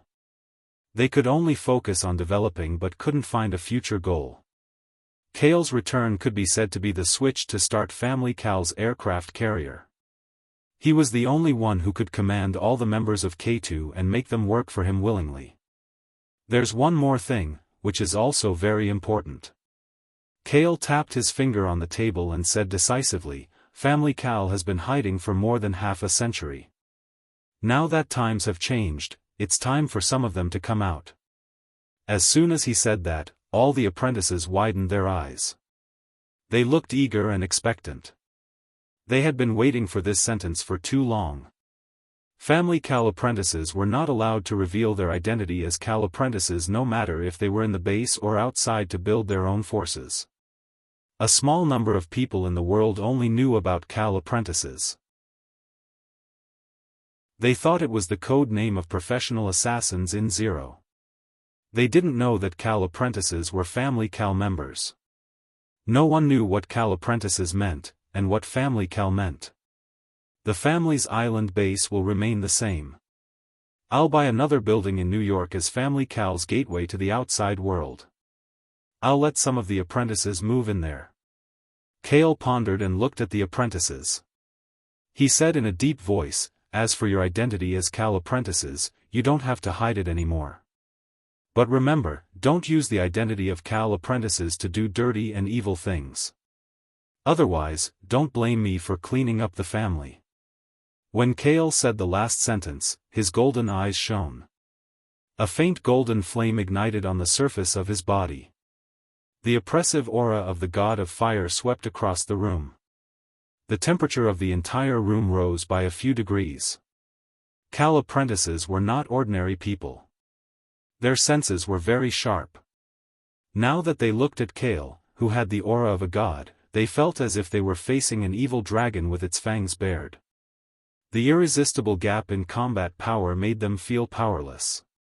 They were sweating and nodded subconsciously. This was the family leader. So powerful. So terrifyingly powerful. His level of evolution was far above them. Family Cal's meeting ended in a short and simple manner. When the apprentices left one after another, the meeting hall on the 3rd floor became quiet.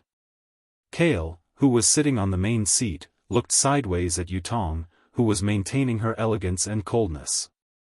He said with emotion, Yutong, thank you for your hard work. The departure of Howard, Logan, and Lucy almost put all the burden of Family Cal on Yutong's shoulders. No wonder Yutong could become the high and mighty Dark Queen today. Chapter 229. Who asked you to be my boss? Her beautiful gem-like amber eyes stared at Kale, and his shadow was reflected in her watery eyes. Yutong smiled slightly, and her tone was gentle and charming. Her frosty face was like ice, and she showed a myriad of amorous manners. The lowly back then had not only grown into a beautiful queen, but she also knew how to tease people. His body inexplicably surged with a trace of heat, and Kale moved his gaze away without leaving a trace. He did not dare to look at her too much. The fire god's anger was already very strong. The root of this anger was at the genetic level of the physique, and it was reflected in all aspects of the body, divine power, and soul. "Oh right, boss. I want to show you something." Yutong smiled charmingly and stepped forward. Her pair of white and slender hands wrapped around Kale's left arm, and she pulled him downstairs of the base fortress. "That. Yutong, you have really grown up a lot."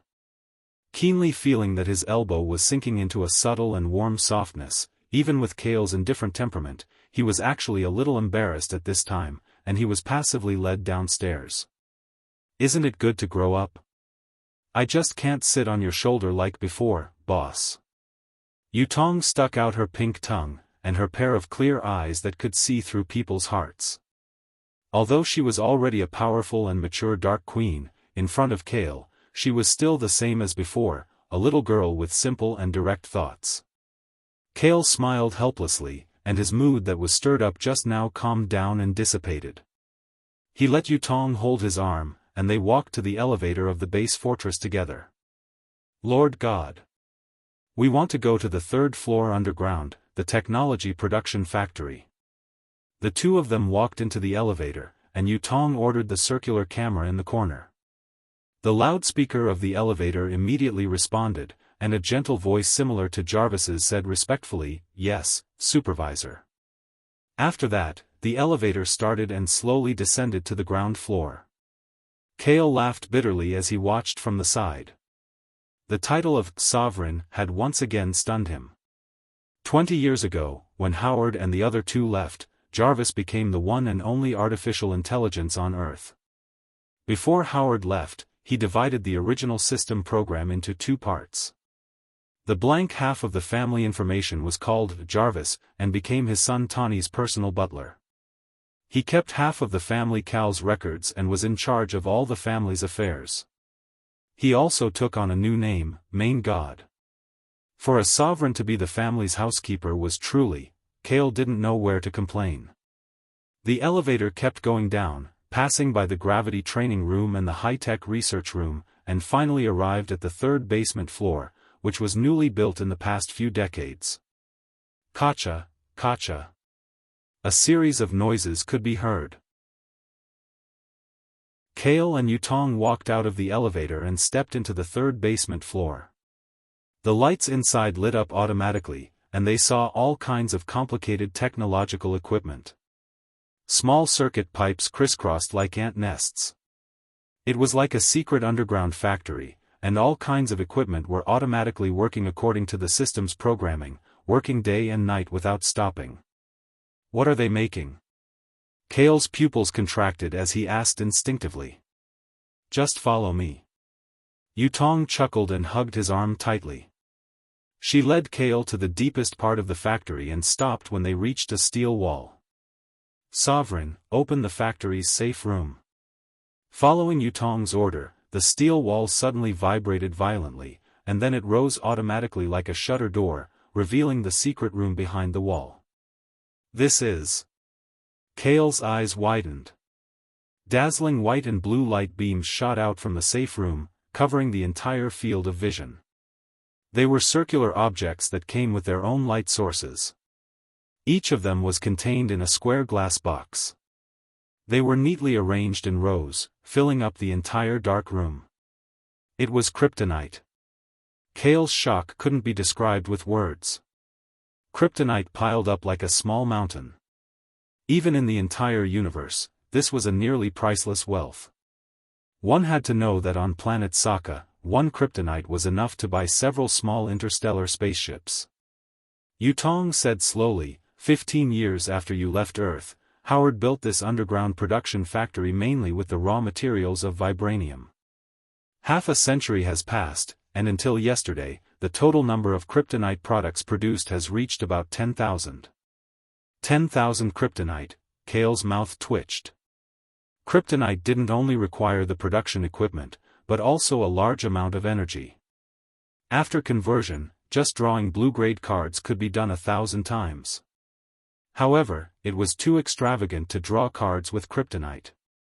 As the ultimate energy source of the Iron Man armor, kryptonite was also the most indispensable core component of the entire Iron Man armor. If in the future, he obtained a perfect remote control system and a Mark model Iron Man armor that could be automatically assembled, this 10,000 kryptonite could build an invincible mechanical army. Ruling Earth. No, it should be said that it would be a piece of cake to fight against the future alien invasion. You've been a great help, Yutong. It seems that the family's foundation is still very deep over the years. Care sighed with emotion. He instinctively raised his hand and placed it on Yutong's black and beautiful hair, patting it encouragingly. Yutong didn't resist. Her eyes narrowed into crescent moons, and a beautiful smile appeared on her delicate lips. By the way, seeing this kryptonite reminded me of something. Kale retracted his hand, thought for a moment, and said with a faint smile, Yutong, come with me. Of course. No matter where you go, please let Yutong accompany you. Yutong's eyes flashed with a bright silver light as she said without hesitation. United States, New York, Stark Industries office building. It was an eventful day, and night finally fell. The office skyscraper was brightly lit. In the acting chairman's office, Stanley frowned as he sat in the office chair. The office desk was covered with various newspapers, and on the illuminated computer screen, there were news reports of Iron Man and Iron Man armor. That bastard really couldn't hold back and made a move. Stanley snorted coldly as he looked at the computer screen irritably. It was a news report about Iron Man destroying terrorists in the Middle East. In the slightly blurry picture of the news report, Iron Man was climbing out of the crater. The surface of the steel shell with golden red dye was scarred, and the empty eyes on the steel mask stared straight at the camera. The comments of the news reporters were naturally full of praise, saying that Iron Man was another new light of the century after Kale, the symbol of peace. The report about Iron Man armor was full of abuse and condemnation, as well as the highest wanted order from various bureaus and the military. Stanley was annoyed and turned off the computer screen. Just then, the office door suddenly opened, and the blonde secretary rushed in with a panicked expression. What are you doing? Why are you panicking? Don't you know how to knock?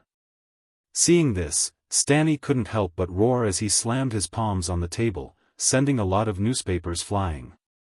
Chairman, we have guests. The secretary stood firm against the wall and replied in horror. Who? I don't have an appointment tonight. Stanley frowned and just stood up from his seat when he saw two people coming in one after another. The former was a silver-haired young man in a black trench coat, and the latter was a charming black-haired beauty. Both of them looked indifferent as if they were familiar with this building as their own home. You are. Chapter 230. Inside the chairman's office. Kale glanced at the female secretary indifferently. The secretary immediately understood and tactfully walked out of the room, closing the door behind her.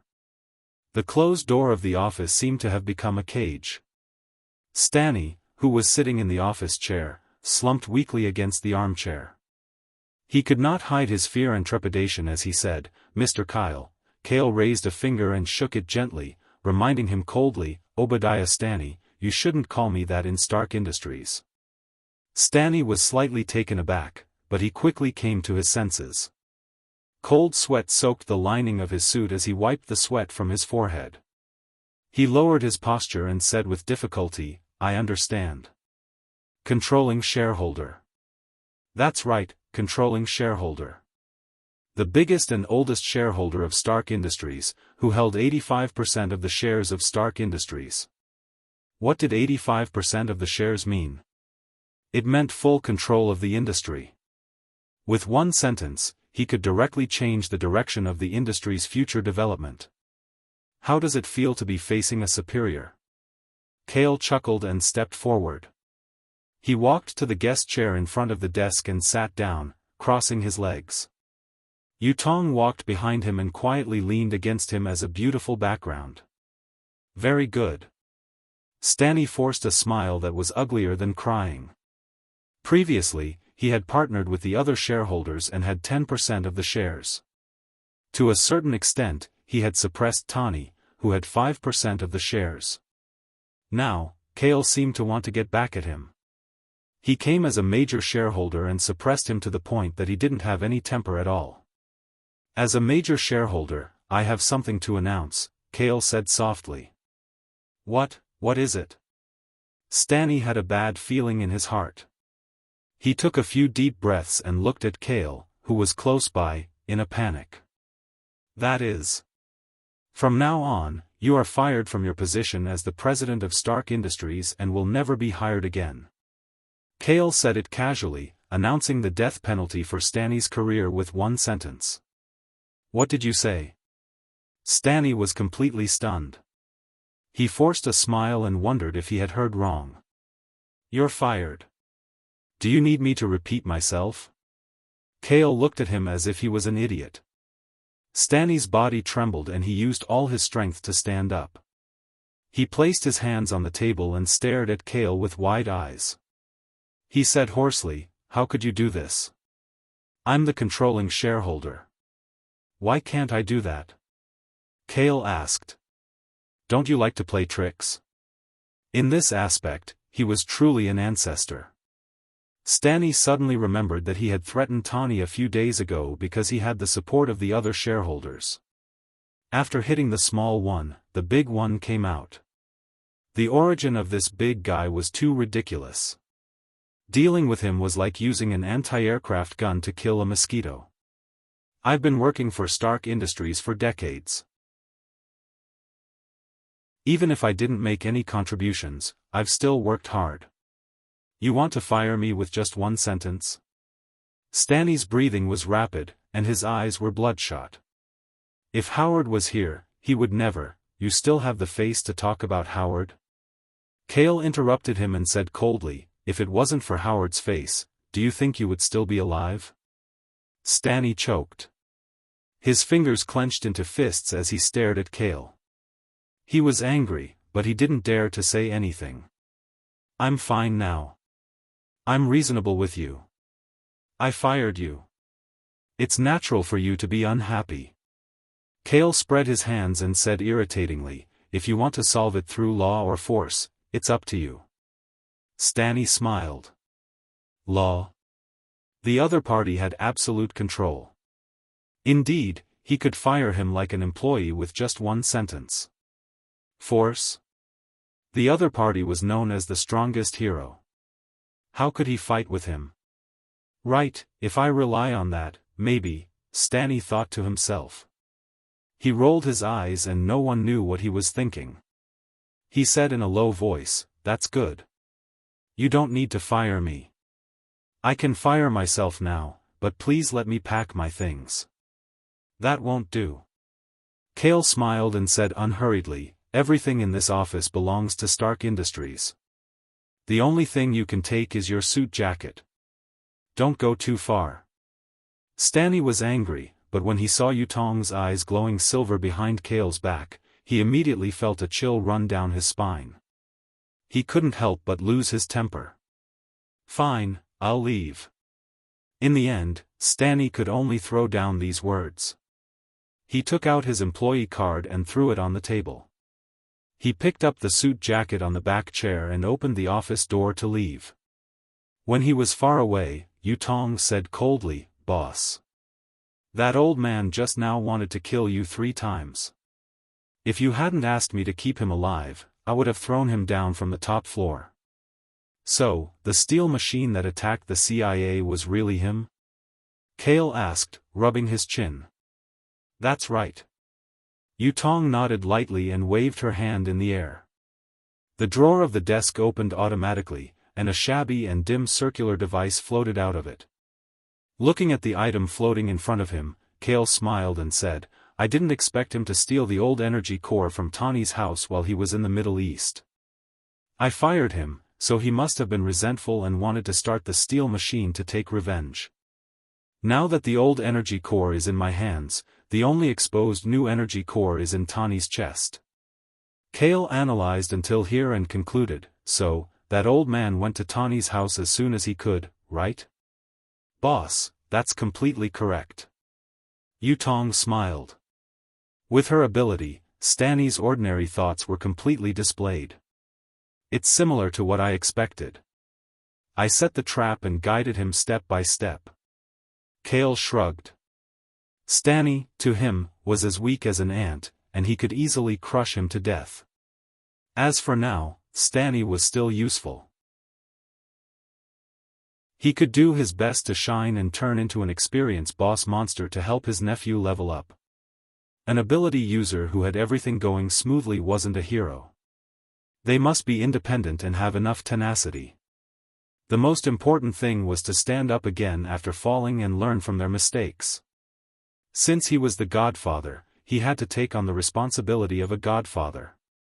Kale didn't mind creating trouble within his control to train the newbie hero Iron Man, Yutong. It's time to go to the next venue. Kale snapped his fingers and walked to the balcony of the office. At the height of the 68th floor, the night wind outside blew his silver hair into his forehead. A pair of dark wings unfolded behind him. Kale jumped up and stepped on the railing of the balcony. He leaped, flapped his wings, and flew into the night sky of the bustling buildings outside.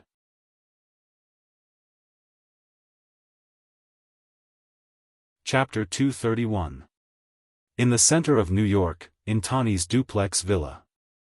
Pepper, please. There must be a list of Stark's weapons in the administrative folder on Stanny's office computer. I need you to take it out. Tani. What will you do if I find the list? Follow the list, of course. I'll destroy all the weapons. Then I'm sorry. I won't help you even if I resign. Tani, who was dressed in casual clothes, and Pepper, who was dressed in a business suit, were discussing matters in the living room on the first floor.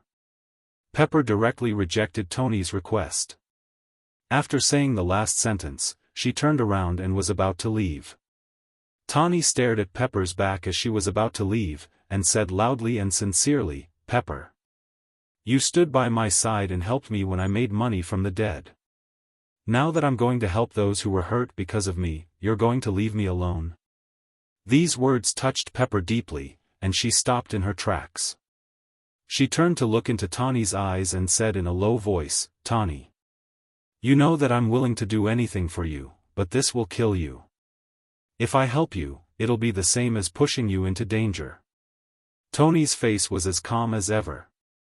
After experiencing some things in his 30 years of life, he now looked more and more mature. He sat silently on the leather sofa and said with a smile, if it wasn't for this belief, I would have already died in the slums. He looked at Pepper with a resolute and determined gaze. At that moment, Pepper suddenly understood that she couldn't dissuade the man in front of her. Pepper froze for a moment, then said with heartfelt emotion, Tony. Ever since you met Kale and Godfather, you seem to have transformed and become a different person. Godfather. He made me understand my mission. Tani's face was calm as he said unwaveringly, just as he said, I don't care about what others think. As long as I believe that what I'm doing is right, that's enough. Pepper seemed to be convinced. Sighing slightly, she stepped forward and picked up the storage device and the authorization card on the table. A moment later, a commercial vehicle drove out of the villa and headed toward the Stark Industries building. At the same time, a sports car passed by in the opposite direction and quietly arrived at the entrance of the villa. In the living room of the duplex villa, Tani picked up the cup and drank some water. He stood up from the sofa and prepared to go to the basement. At this moment, a big hand suddenly reached out from behind and injected a small syringe into his neck. Tani's face quickly turned pale and ashen, and he fell on the sofa, twitching slightly. The glass cup fell to the ground and shattered into a pile of glass shards. Although his entire body was paralyzed and unable to move, Tani still maintained his consciousness. In his field of vision, an incomparably familiar old and twisted face appeared. Tawny, you didn't expect this, did you? You were too careless. You gave me the authority to enter and leave your villa freely.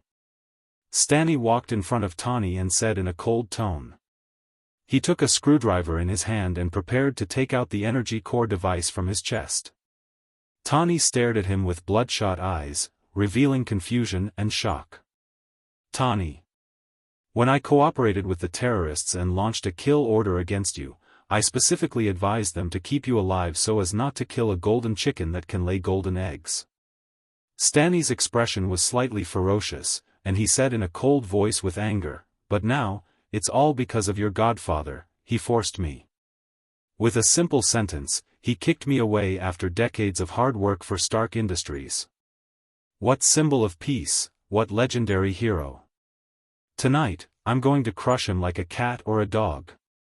Of course, this will require the help of the Iron Man armor you created. As Stanny spoke, he pulled out the energy core from Tawny's chest. Without the energy core, Tawny seemed to have lost his heart, and his face became even paler. The toxins in his body began to penetrate his internal organs because of the continuous suppression of the energy core. Tawny. I wish you a peaceful death. I will send your godfather to heaven as soon as possible so that you can accompany him. Stanny chuckled and picked up the dazzling daylight-emitting energy core. He patted Tony's face and quickly left the villa without stopping. He wanted to take this new energy core to start the modified Mark I Iron Man armor and return to the office building of Stark Industries to find Kale for revenge. After Stanny left for a while, Tawny coughed violently on the sofa. Most of his temporary paralysis had been lifted, but the toxins from the previous bullet had deepened, causing him to become a terminally ill patient. Am I going to die? Tawny smiled bitterly, panting weakly, and sat down on the cold floor. The old core was stolen early in the day, and the only new core was taken away. And even if he had time to rebuild another core, his body didn't have much strength left. Without the energy core, he could only slowly wait for death. I can't accept this. The hall was silent at night. Tawny's body was losing strength and vitality, and he was slowly approaching the threshold of death. A few warm faces kept flashing in his mind. Father Howard, Godfather Kale, Butler Jarvis, and even his girlfriend Pepper. Right, he didn't seem to have time to confess. His body was cold. Tawny's breathing was weak, and his eyelids were as heavy as lead, about to close. Thud thud, the sound of steady footsteps could be heard in the silent hall. Tawny struggled to open his eyes and saw a tall black figure slowly approaching him. Godfather? Is that you? No, this should be an illusion before death, Tawny said to himself with difficulty. Then, the figure stopped in front of him, squatted down slightly, and asked, Tawny, are you giving up just like that? Godfather, I have no choice. You're right. Only the strong can choose. The weak have no choice. Tawny moved his lips weakly and answered helplessly. Of course you're still weak now, but you have the potential to become strong. Before you become a hero who can stand shoulder to shoulder with the gods, as your godfather, it'll be hard for you to die even if you want to. Kale shrugged, his calm voice full of confidence. He reached into his windbreaker pocket and took out an old energy core that was glowing weakly. Seeing the old core that represented life's hope, Tawny's eyes suddenly widened as if he had a final burst of strength. His gaze was full of vigor, and even his body was filled with strength again. His dazed mind was completely awake. Godfather, is it really you? Tawny looked at Kale, who was squatting in front of him, full of disbelief and excitement. Who else could it be other than me?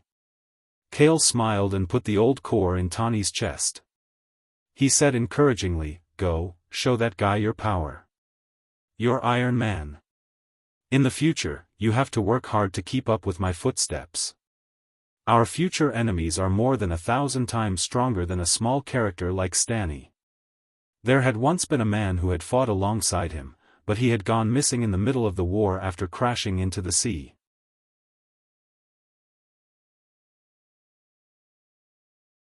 Chapter 232. In the office building of Stark Industries.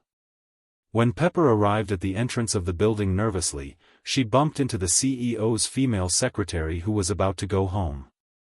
She jumped in fright, thinking that Stanny would discover her whereabouts because of this. Unexpectedly, to her surprise, she learned of a reversal from the CEO's female secretary. Godfather Kale had just come to Stark's office building and resigned from Stanny's position as CEO. Wasn't this too cool and domineering? Pepper sighed with emotion. As expected of Tawny's godfather. She hurriedly walked into the elevator in her high heels and swiped her card to the CEO's office on the 68th floor. In the computer files that Stanny hadn't been able to delete in time, Pepper followed Tony's instructions and found a list of secret transactions. She was shocked to discover the emails and videos between Stanny and the terrorists in the Middle East. Without thinking too much, Pepper immediately dialed Tawny's number.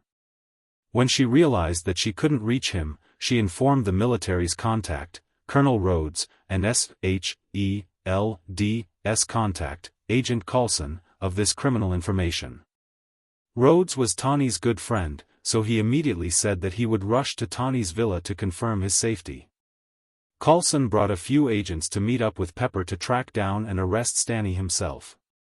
This happened when Tawny's new nuclear core had been removed and he was lying on the floor of the living room at home, waiting for death. "Tawny, are you okay?" Rhodes, who had ignored the traffic rules, rushed to the villa in casual clothes. As soon as he entered the brightly lit first-floor hall, he shouted anxiously. There was no response from Tawny. Instead, a calm and deep voice came from the sofa. "Soldier, what are you shouting for?" Rhodes was shocked.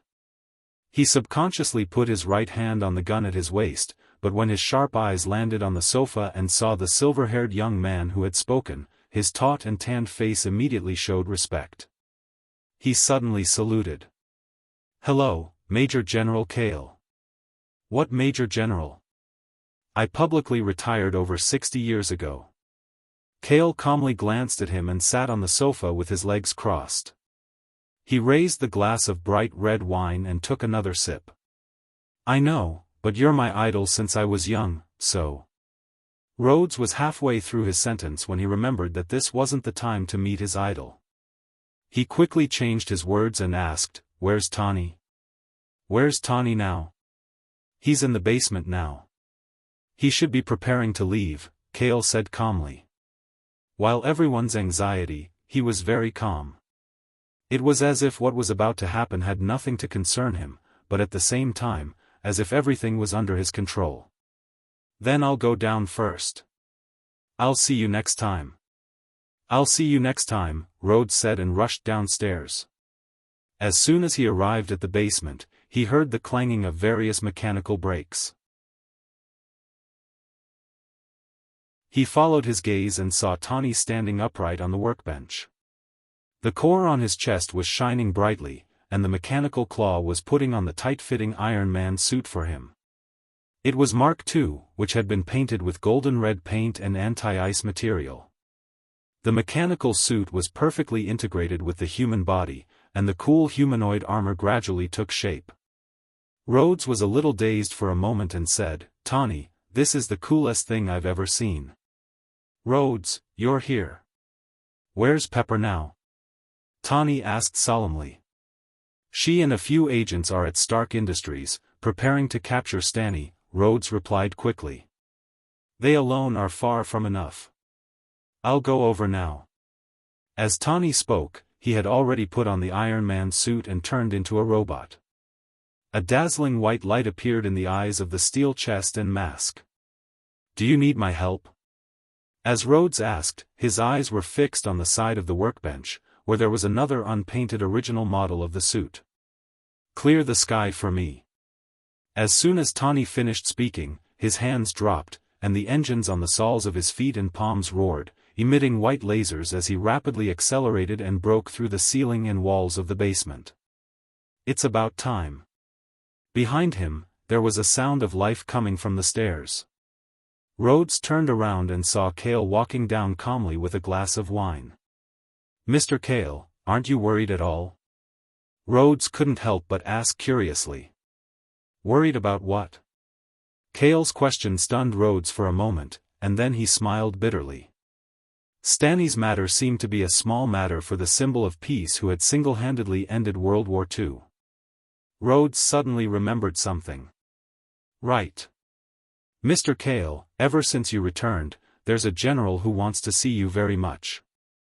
He said that there's something he wants your help with. He said that the military is preparing to deal with a monster, and you're the only one in the world who can deal with it." "Monster?" Kale thought for a moment and said coldly, "Although I don't want to have anything to do with the UA military, if the monster you're dealing with is worthy of my help, I'll consider it a little." "That's settled then." Rhodes breathed a sigh of relief and pointed to the sports car in the basement. "I'm going to Stark Industries now. Do you want to go and see it? Iron Man's first battle, of course, I'm going to see it, but I don't need to take your car." Kale put down his glass and under Rhodes' puzzled gaze, he came to the open air under the hole in the ceiling. "Sports car, too slow," Kale said in disgust, and then the dark wing spread out, and the wind generated by the light flap blew the items in the basement. He rose into the sky like a black light, turned a 90-degree angle over the villa, and rushed into the distance like a bullet. Rhodes was stunned. If Tawny's Iron Man armor could barely be analyzed, then Kale's supersonic flight could not be explained by science.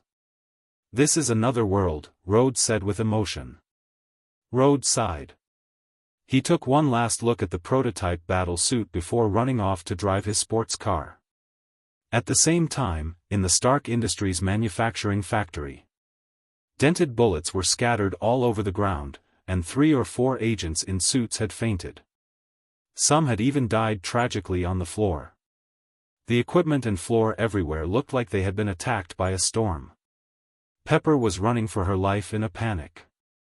There was a 3 to 4 meter tall steel machine chasing after her.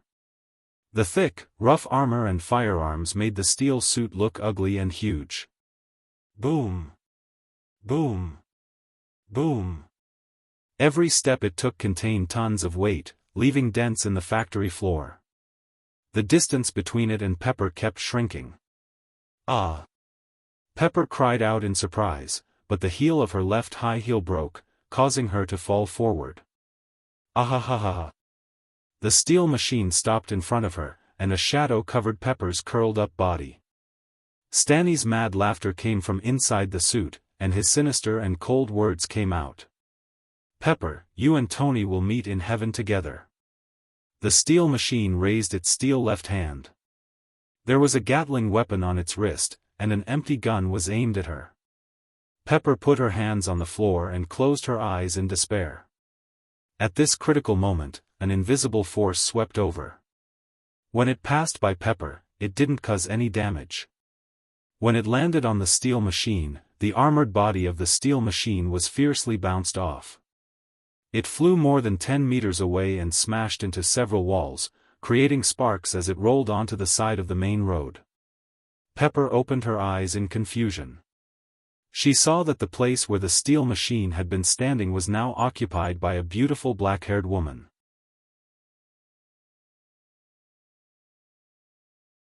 Chapter 233. So beautiful. Who are you?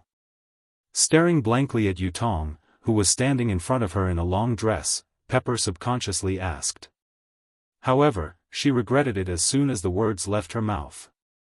She hurriedly got up from the ground and said gratefully, "No matter what, thank you for saving me. That's what I should do. After all, we'll be family sooner or later." Yutong retracted her hands and revealed a cold smile. Pepper was confused. She patted her dusty dress and muttered in surprise, "Family? My name is Yutong. I'm Kale's subordinate." Yutong nodded. "So you're Kale's godfather's subordinate. Pepper's eyes widened in shock. Recalling the conversation just now, her beautiful face couldn't help but redden. She stammered, Tawny and I haven't. Before she could finish, Yutong seemed to sense something. She quickly looked up at the night sky outside the factory and said, "It's finally here." "What's here?" Pepper was stunned again. The next moment, a melodious ringtone came from the pocket of her suit jacket. Pepper took out her phone and saw that it was Tawny calling. She quickly picked it up. "Pepper, are you okay?" Tawny's anxious voice rang out from the phone, accompanied by heavy panting, as if he was exercising outdoors. Pepper's heart warmed, and she quickly replied, "I'm fine. Kale's godfather's men saved me. But Stanny also has an armor, and he's turned into a homicidal maniac now. It's good that you're fine. As for Stanny, I'll deal with him." After Tony said this domineering sentence, the phone call simply hung up. Pepper raised her head and looked out at the sky with rain pupil. There, a bright red shooting star with a dazzling white tail appeared at the edge of the night sky. It sped down at an angle and fell toward the road where traffic had come to a standstill. At this time, on the main road next to the Stark Industries area. Due to the steel machine suddenly rolling in the middle of the road, the horns of many passing cars were blaring non-stop. Some cars crashed into the guardrail on the side of the road to avoid it, and even a series of collisions occurred. The scene was extremely chaotic for a moment. "Bastard, what happened just now?" Stanny was extremely annoyed. He had no idea what had happened in that instant. He only felt like he had been hit by a high-speed train and was thrown out with his battle suit. He manipulated the steel machine to climb up from the cement road and saw a minivan with its headlights on. He raised his huge mechanical left leg in anger and kicked the front of the minivan that had anti-collision devices to vent his anger. Bang! The front of the van caved in, and under the impact of several tons, it couldn't stop flying backward. Just as the car was about to overturn, a bright red Iron Man with rich gold paint pounced on the ground. His palms held the rear of the car with great effort, while his iron feet acted as brakes, pressing against the ground. Chi! With a sharp sound, two bright sparks appeared under the Iron Man's feet. He retreated 5 meters before stopping the car steadily. "Tawny!" The steel machine looked at the Iron Man who suddenly appeared, spread out his hands, and said coldly, "I've already let you go. Do you still want to die?" "Stanny, stop!" Iron Man persuaded. "Stop? Ahaha!" The steel machine laughed and stared at him with his white eyes. "After Howard's death, Stark Industries was supported by me. Now your godfather wants to drive me away and kick me away.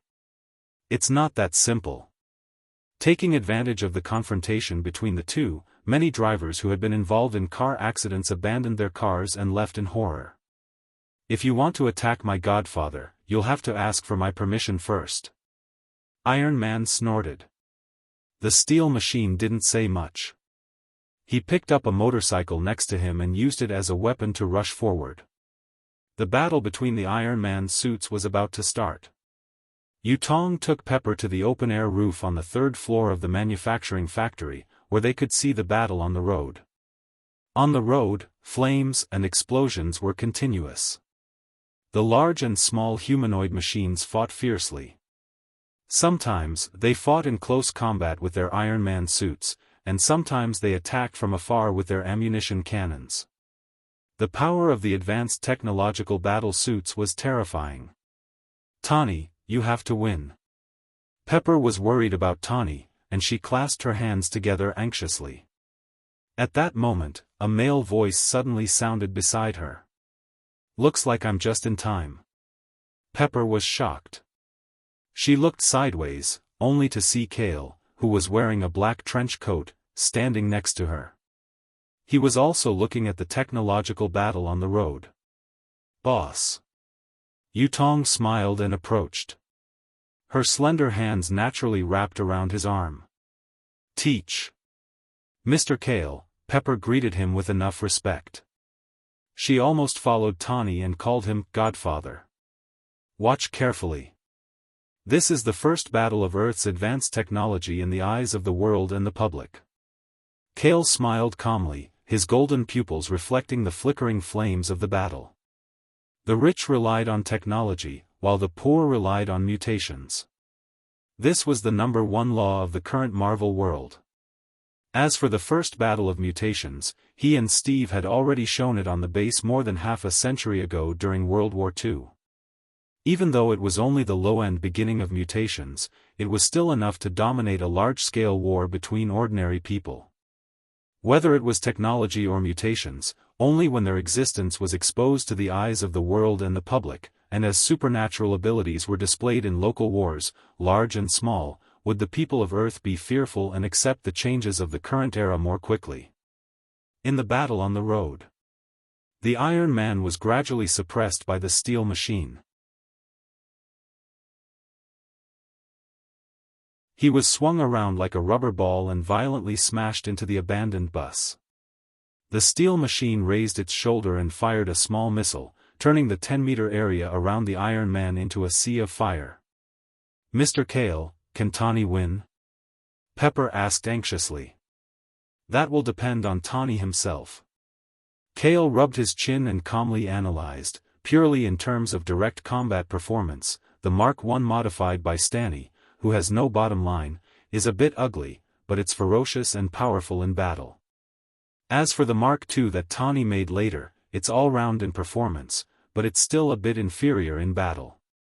More importantly, Kale paused for a moment and then said in a deceptive tone, "What I gave him is an old energy core. It should be almost out of energy by now." "What did you say?" Pepper opened her eyes wide and looked at the battle in panic. She saw that the light source on the Iron Man's chest had indeed dimmed a lot. "There's not much energy left. I can't drag this out any longer." Tani, who was in battle, obviously knew this. Wearing the tattered battle suit covered in scars, he resolutely looked at the night sky above his head and made a decision to start the engine under his feet, shooting into the sky like a rocket. "Where do you think you're going?" Stanny shouted coldly. Large amounts of exhaust gas spurted out from under his feet, and his huge steel body followed closely behind. The two seemed to be competing as they sped up into the boundless dark night sky. Seeing this, Kale couldn't help but shake his head from the roof of the factory. "Brainless guy, it's over."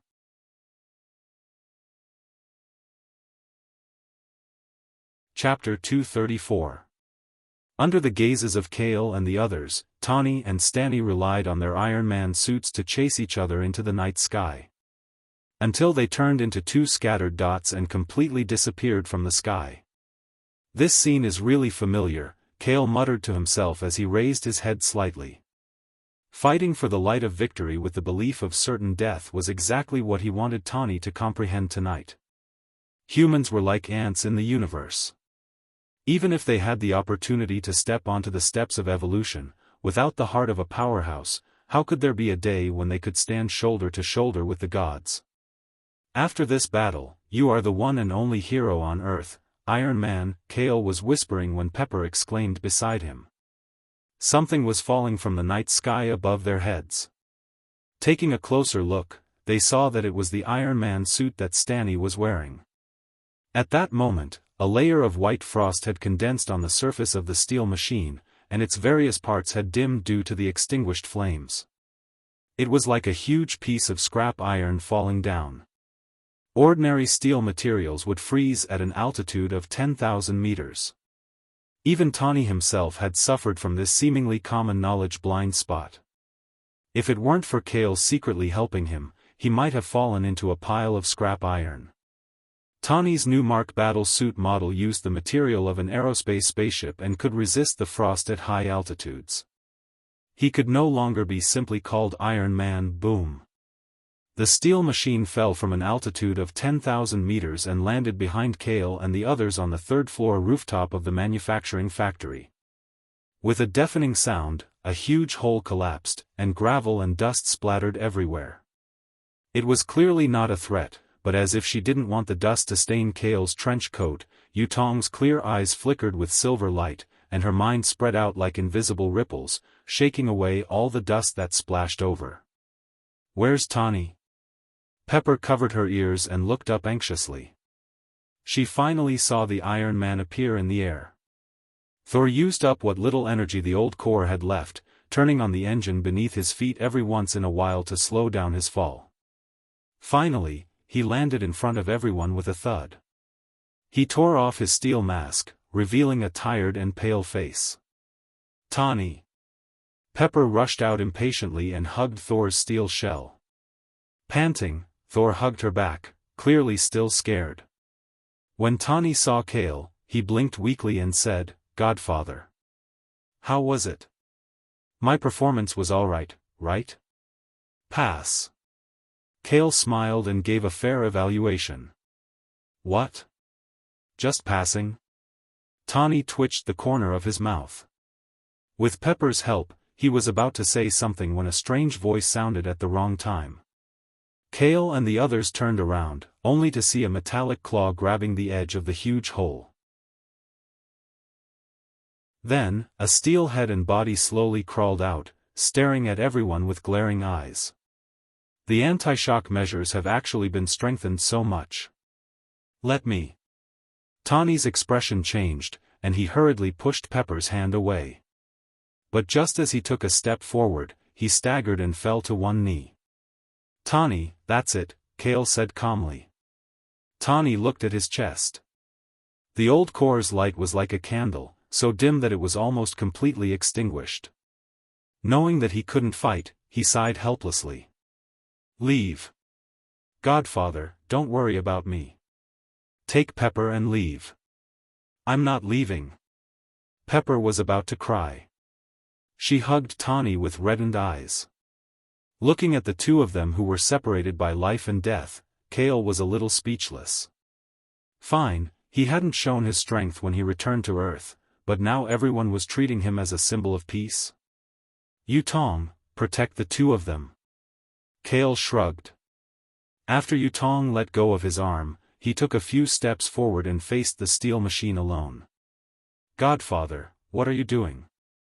You can't fight that high-tech suit with just the constitution of a super soldier." Tawny said anxiously.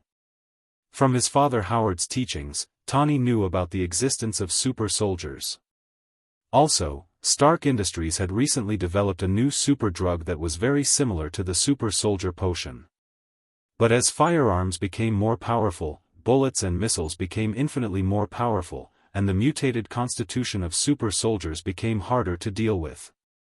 On Earth in the 21st century, the era of invincible super soldiers was over. Just in time.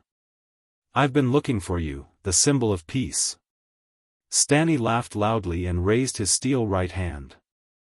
The Gatling mechanism was activated, and a round of muzzles were aimed at Kale, who was approaching him.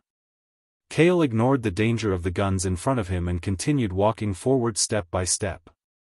As he answered Tawny's question, he said, "Tawny, your father definitely didn't tell you that I walked through a nuclear explosion more than 60 years ago, let alone now. I'll use this chance to show you what a mutated constitution can achieve." Before Kale finished speaking, Stanny had already opened fire. The Gatling on his right arm emitted blue flames, and the bullets rained down on him.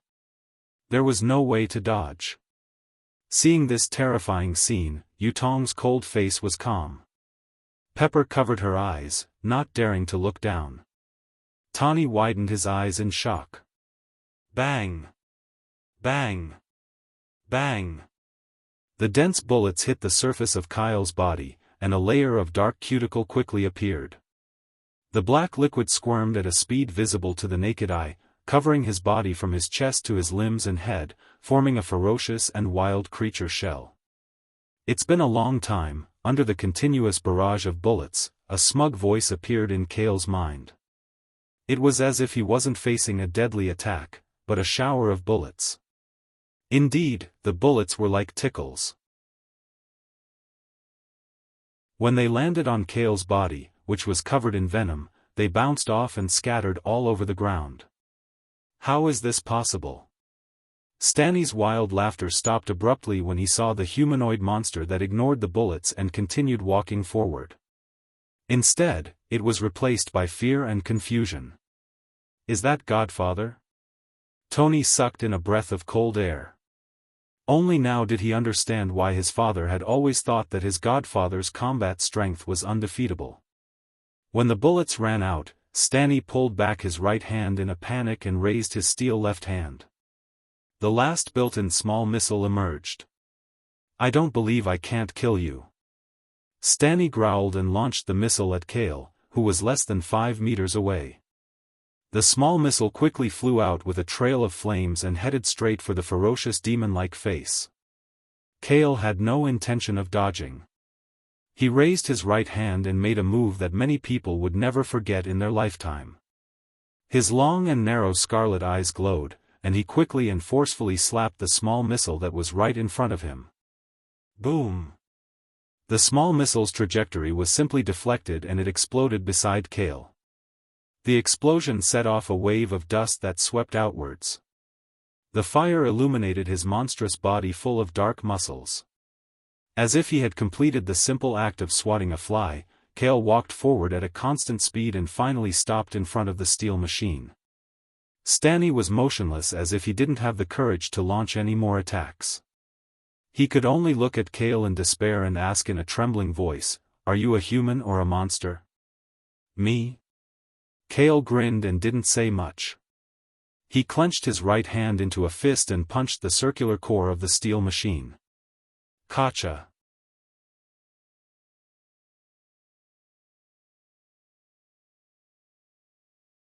Chapter 235. It wasn't a simple punch with a 10-ton impact. Instead, it condensed the power at the tip of the fist and vented it out with exquisite control of combat skills. Even if it was as hard as steel, it wouldn't be able to stop this full-force blow. Kale, who was completely covered in venom, his scarlet eyes flashed with a flirtatious light. The black demon's face maintained a cold grin, and his tall body's muscles were bulging due to the tension of the battle. 1/3 of the entire thick dark right arm sank into the middle of the steel machine's chest, and it was about to touch Stanley's flesh and blood. The steel shell caved in and cracked, and the new energy core flickered with white electric arcs. Kale stood where he was and used his right hand to lift the steel machine up from the ground until it was above his head. The steel machine's engine turned off, and the steel limbs drooped down like a defeated prey in nature. The visual effect of this scene was undoubtedly shocking. Tawny didn't blink for a long time. He just held his breath and watched with rapt attention, feeling this extraordinary sense of power and unparalleled combat power. Pepper covered her mouth with both hands in surprise. Only by doing so could she force herself to suppress the exclamation in her throat. It's over. Kale shook his head and threw the steel machine forward. The steel machine, which weighed several tons, flew out a few meters and fell on the roof of the 3rd floor like scrap iron, raising billowing dust. From the hole in the steel machine's chest, viscous blood flowed along the broken steel shell and dripped out like special oil. Kale's punch didn't land on Stanley, but the impact of the punch was transmitted to the inside of the Iron Man armor, and Stanley's ordinary body couldn't take it at all. You can't even warm up. Kale clapped his hands a little disinterestedly, and the dark creature's coat gradually faded, returning to an ordinary trench coat on his body. This was the difference between technology and mutation. Technology focused on black technology tools, while mutation focused on superpower physiques. The best state was to have both technology and mutation, such as Kale himself, Captain America, Black Panther, and the future Spider. As for Tawny, Kale turned around and looked at Tawny. Only then did he realize that Tawny had already fainted and was half lying on the rooftop. His head, which was still wearing the steel helmet, was in Pepper's arms. The old nuclear core in his chest had burned out its last bit of energy, and the light of day dimmed and went out. Pepper sat on the ground and hugged Tawny tightly. With tears in her eyes, she begged Kale for help. "Godfather, hurry and save Tawny. Tawny seems to be dying." "Don't worry. With me around, he won't die. Kale said calmly. He walked over and pulled out 3 cards from the card space. One day later. In the master bedroom of Tani's villa. In the morning, a breeze blew the curtains next to the bed, and warm sunlight shone into the room. On the bed, Tani frowned slightly. Then, his mind became clearer, and he opened his dark and deep eyes. The image of fighting with the steel machine flashed through his mind. Tani suddenly straightened his upper body from the bed and looked at his palms in confusion. His hand grabbed the corner of his shirt in shock. He lifted his shirt and looked down anxiously at his chest. The skin there was white and tender, and there were no holes or fatal wounds. There was no shining steel energy core. There wasn't even a single wound or scar. What's going on? Tani even reached out to touch it.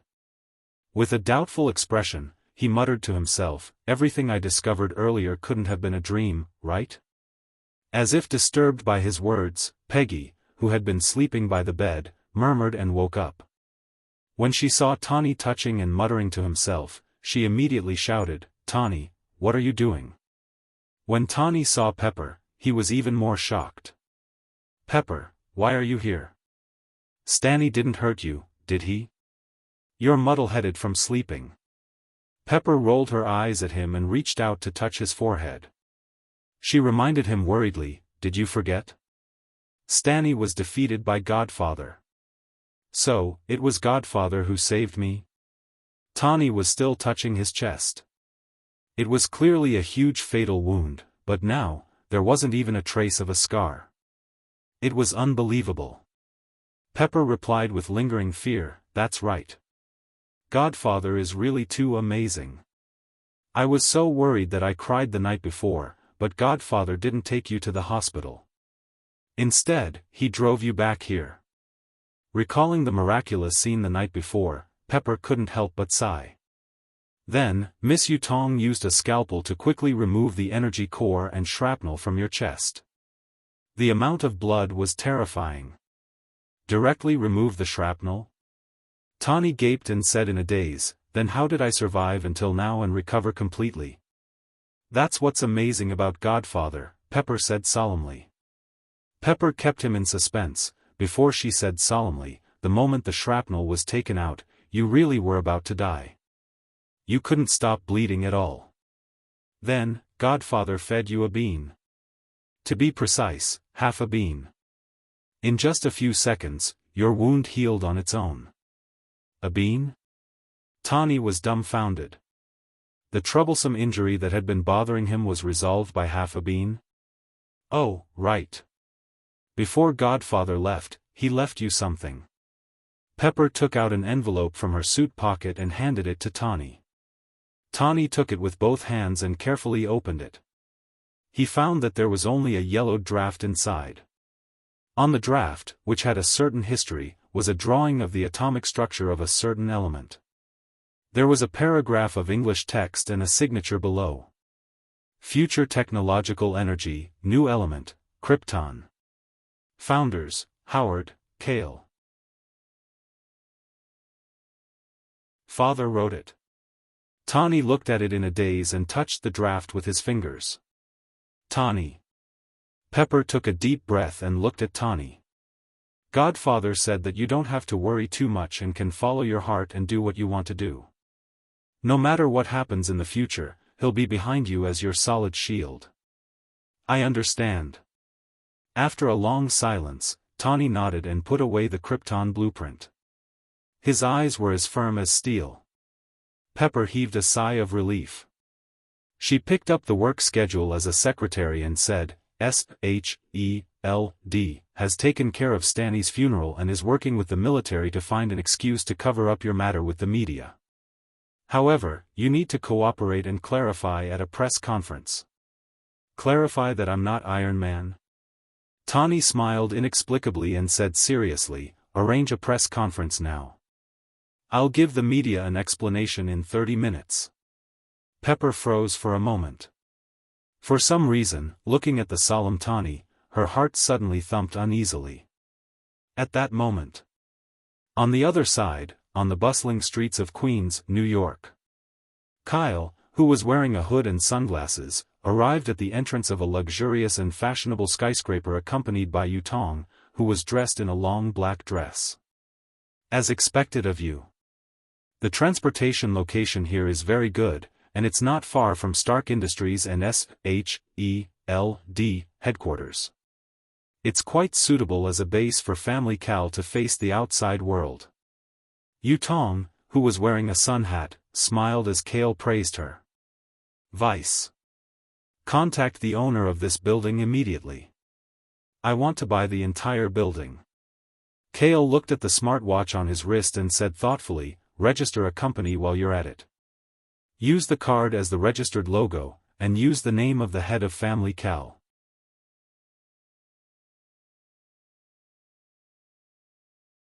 Chapter 236.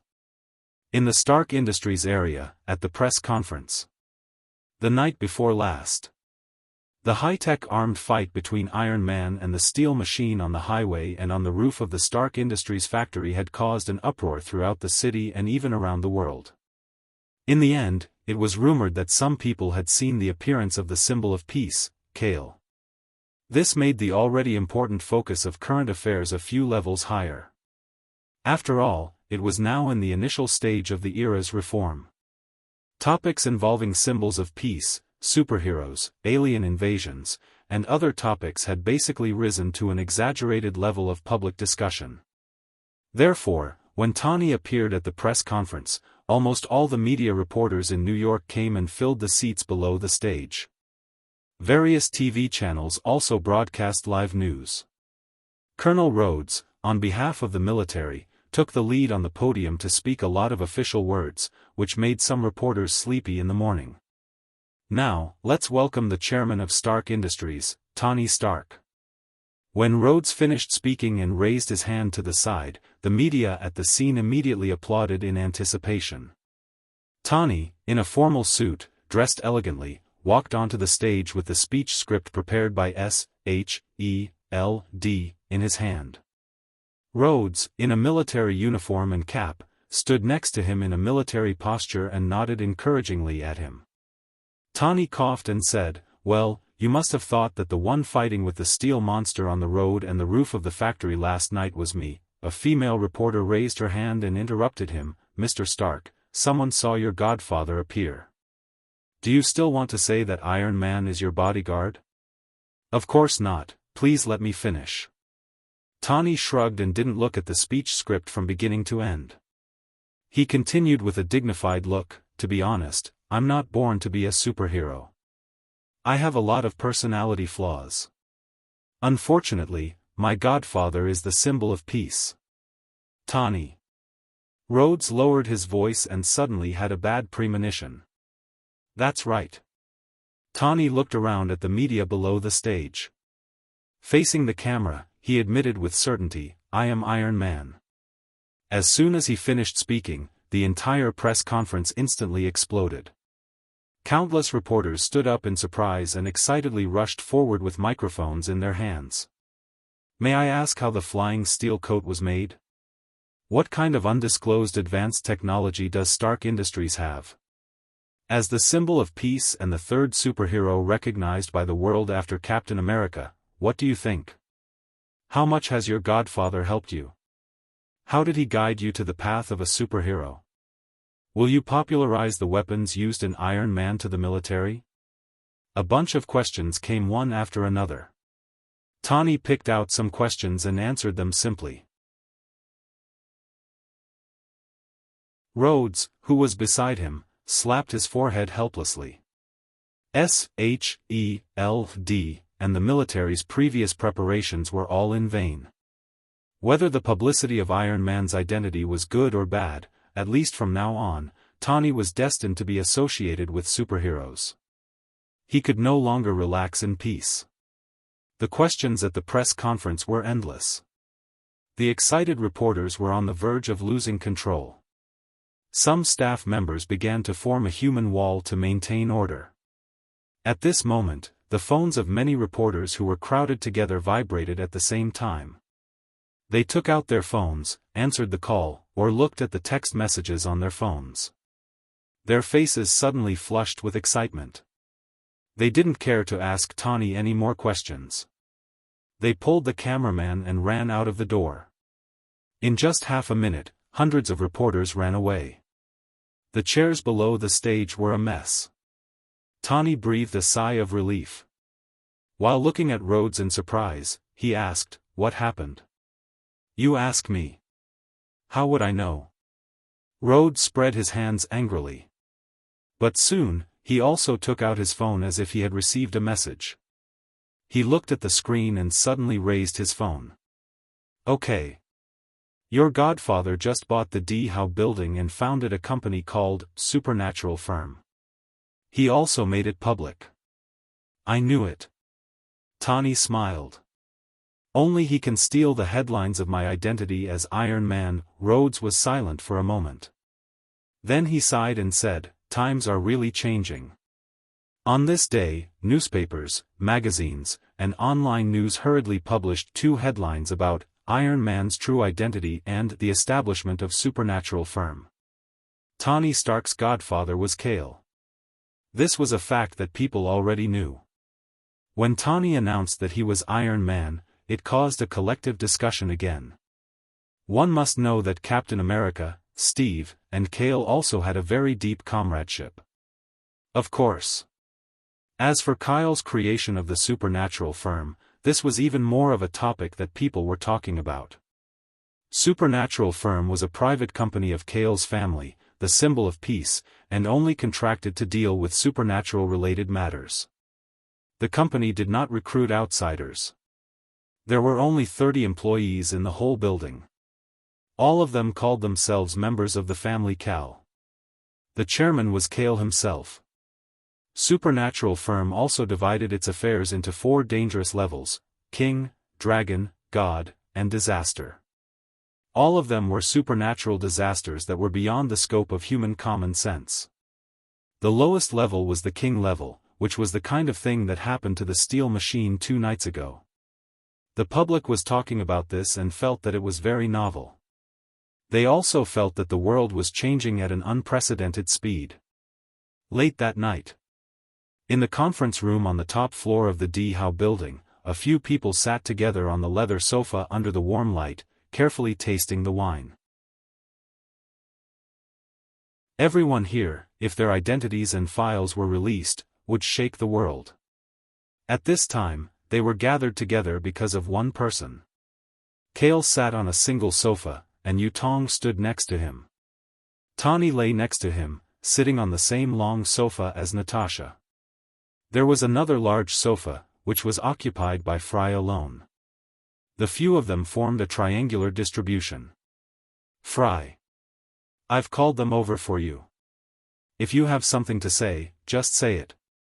Kale smiled faintly and stared straight at Frey's dark, fierce face that could barely be seen in the night.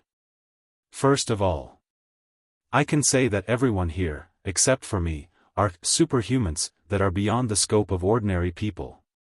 Fry used this as an opening speech. He looked at the few of them with one eye and said in a deep voice, "Due to the information Kale brought back from the universe and what happened last night, I've decided to use SHELD as the foundation and resources to build a team." Kale's eyes lit up, and he was the first to understand. "Team?" Tani repeated and asked curiously, "What team?"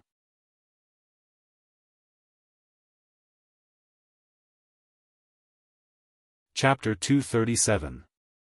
The Avengers? The name of this team itself was a bit thought-provoking. Everyone's eyes were solemn as they fell into a short period of contemplation. At this time, it was time to form a hero team. Kale had already expected this. He smiled indifferently, sipped his red wine, and did not express his opinion immediately. Yutong, who was behind him, was expressionless. Other than Kale, nothing else in the world could arouse her interest. The Avengers. If this name was interpreted in the Eastern language, it was to implement the central idea of, if others don't offend me, I won't offend them. If the enemy offends me, I will return the favor tenfold. Using this way of thinking and handling to deal with the upcoming powerful enemies and alien invasion was undoubtedly one of the best choices at present. Fry looked around at the few people and said seriously, the predecessor of the Avengers was the Science and Strategy Department during World War II decades ago. It was a special team formed by Howard Stark, Paige Carter, Cale Doff, and Steve Rogers to deal with the Hydra organization that had advanced technology and was vainly trying to dominate the Earth. Fry. I haven't even agreed to it, and you're directly putting me on the list of the Avengers? After being the director of SHELD for so long, you've learned your lesson? Cale's face gradually turned cold, and a strong sense of oppression faintly surged from his body. Even the air conditioner in the room inexplicably stagnated and became hot. Godfather. Patriarch. Tawny and Natasha's expressions changed slightly. They looked at Cale uneasily, not understanding why he was suddenly angry. Fury's tanned face was also suffused with anger. He glanced at Kyle in exasperation and complained, "You bastard, you still have the nerve to say that. Half a century ago, you gave me the SHELD that you were in charge of. Now that you're back, even if you don't do anything, I'll use your name to suppress the Avengers." The rest of the people were stunned. They didn't expect that a man like Fry, the former director of SHELD, who was feared by the remnants of Hydra every day, would have a side like a little bitch. Cale's originally cold face suddenly broke into a smile. He shrugged his shoulders confidently. Capable people do more work. I'm training you. At this moment, Tawny and the others understood that the two of them were teasing each other as old friends.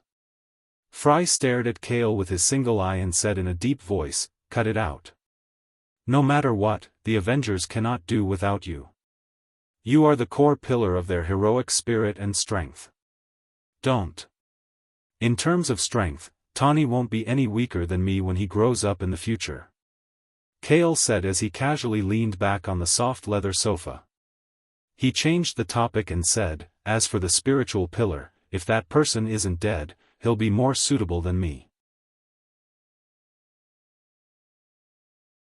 Everyone present fell silent when they heard this. They knew who Cale was talking about. Frey's deep single eye revealed a glimmer of light, but it quickly disappeared.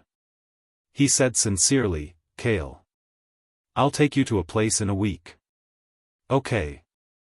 Cale only said this one word and didn't say anything else. He also didn't ask where Fry was taking him. Natasha flipped her sexy bright red short hair, crossed her arms in front of her chest, and said softly, "As the deputy director of SHELD, I've already started handling the handover matters between the Avengers and SHELD, so I'll definitely join the Avengers."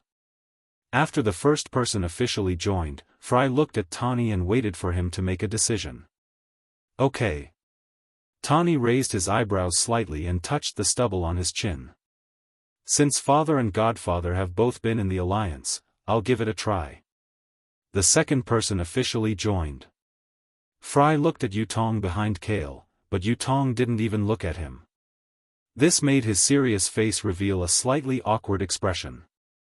"Okay. Fry, I've lent Natasha to you until now. You've also lent her my name, so don't think about picking people from me." Cale smiled faintly.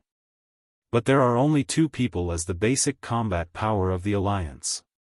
It's far from enough." Fry scratched his bald head and said helplessly, "You'll have to find someone yourself." As soon as Cale finished speaking, a beeping sound came from his left wrist. It was Vice Watch that notified him that he had received an email. Who would send a message this late at night? Cale frowned slightly. He had just returned to Earth not long ago, and there were no more than 3 people who knew his online email account. Cale didn't pay attention to the people around him who were discussing the specifics of the Alliance. He unlocked his smart watch, and the watch automatically expanded and transformed into a new type of tablet computer. Cale crossed his legs, leaned his neck on the sofa, and the virtual screen immediately opened the email. "To Mr. Cale, this is General Thunderbolt. Due to the urgency of the situation, please forgive me for disturbing your rest so late at night. Here, I would like to invite you to lead our army and complete a mission of encirclement and capture a criminal. The mission is too complicated and dangerous. Please watch the video before you make a decision. If you are interested, please reply to my email by tomorrow morning. There was also a video at the end of the email. It was labeled as an internal document taken by the military 4 years ago. Before Kale could say anything, Vice automatically played the video. At the beginning of the video, there was a desolate scene of mountains and deserts. It seemed to have been taken by a camera on top of a tank. The quality of the video was not very clear, and the perspective was fixed on a vast desert. There were military tanks on the ground, and fully armed American soldiers. There were traces of helicopters and fighter jets in the sky. Fire! Fire! Kill it! The tanks kept firing their cannons, and the concentrated fire was directed at the desert 1,000 meters away. There was no enemy army there, only a green creature that resembled a human. Boom! Boom! Boom! The cannons covered the area where the green creature was. Sand and dust were flying everywhere. But no matter what, the green creature did not fall. Instead, it let out a loud monster roar, and the sound shook the air for 1,000 meters. In the middle of the cannons, the green creature suddenly accelerated, sprinted, and leaped toward the camera. In just a few seconds, the green creature had crossed thousands of meters and arrived in front of them. The monster's body was 2 to 3 meters tall, and it was extremely eye-catching. It grabbed the barrel of the tank in front of it with its thick hands and tore it off with force. With just a few hits, the tank was smashed into a pile of scrap metal. Finally, it let out a ferocious roar at the camera and rushed forward. The tank that the camera was on rolled over like a toy and the video turned into a static screen with no signal. The monster that Rhodes mentioned last time, it really is Hulk. Kale's face was expressionless as he put away the tablet. But for some reason, the blood in his body was slightly restless. He suddenly had an impulse to fight it. It was not a sudden impulse. After this impulse appeared, it became more and more intense until he suddenly clenched his fists. His golden eyes were faintly burning with a bright flame, and venom was laughing excitedly in his mind. Yutong stretched out her hand and gently put it on Kale's shoulder, massaging his muscles to relax and soothe his muscles. "Godfather, what video did you just watch?" Tani saw his abnormality and asked solemnly. "Nothing." Kale exhaled and smiled at Fry and said, "The high-end combat power candidate you want is here. Hulk, known as the strongest hero on the surface, the best representative of the mutated body. You're tuning into the Xiaofan's Wuxia Tales YouTube channel. Don't forget to subscribe and join us on this journey to catch the most captivating stories."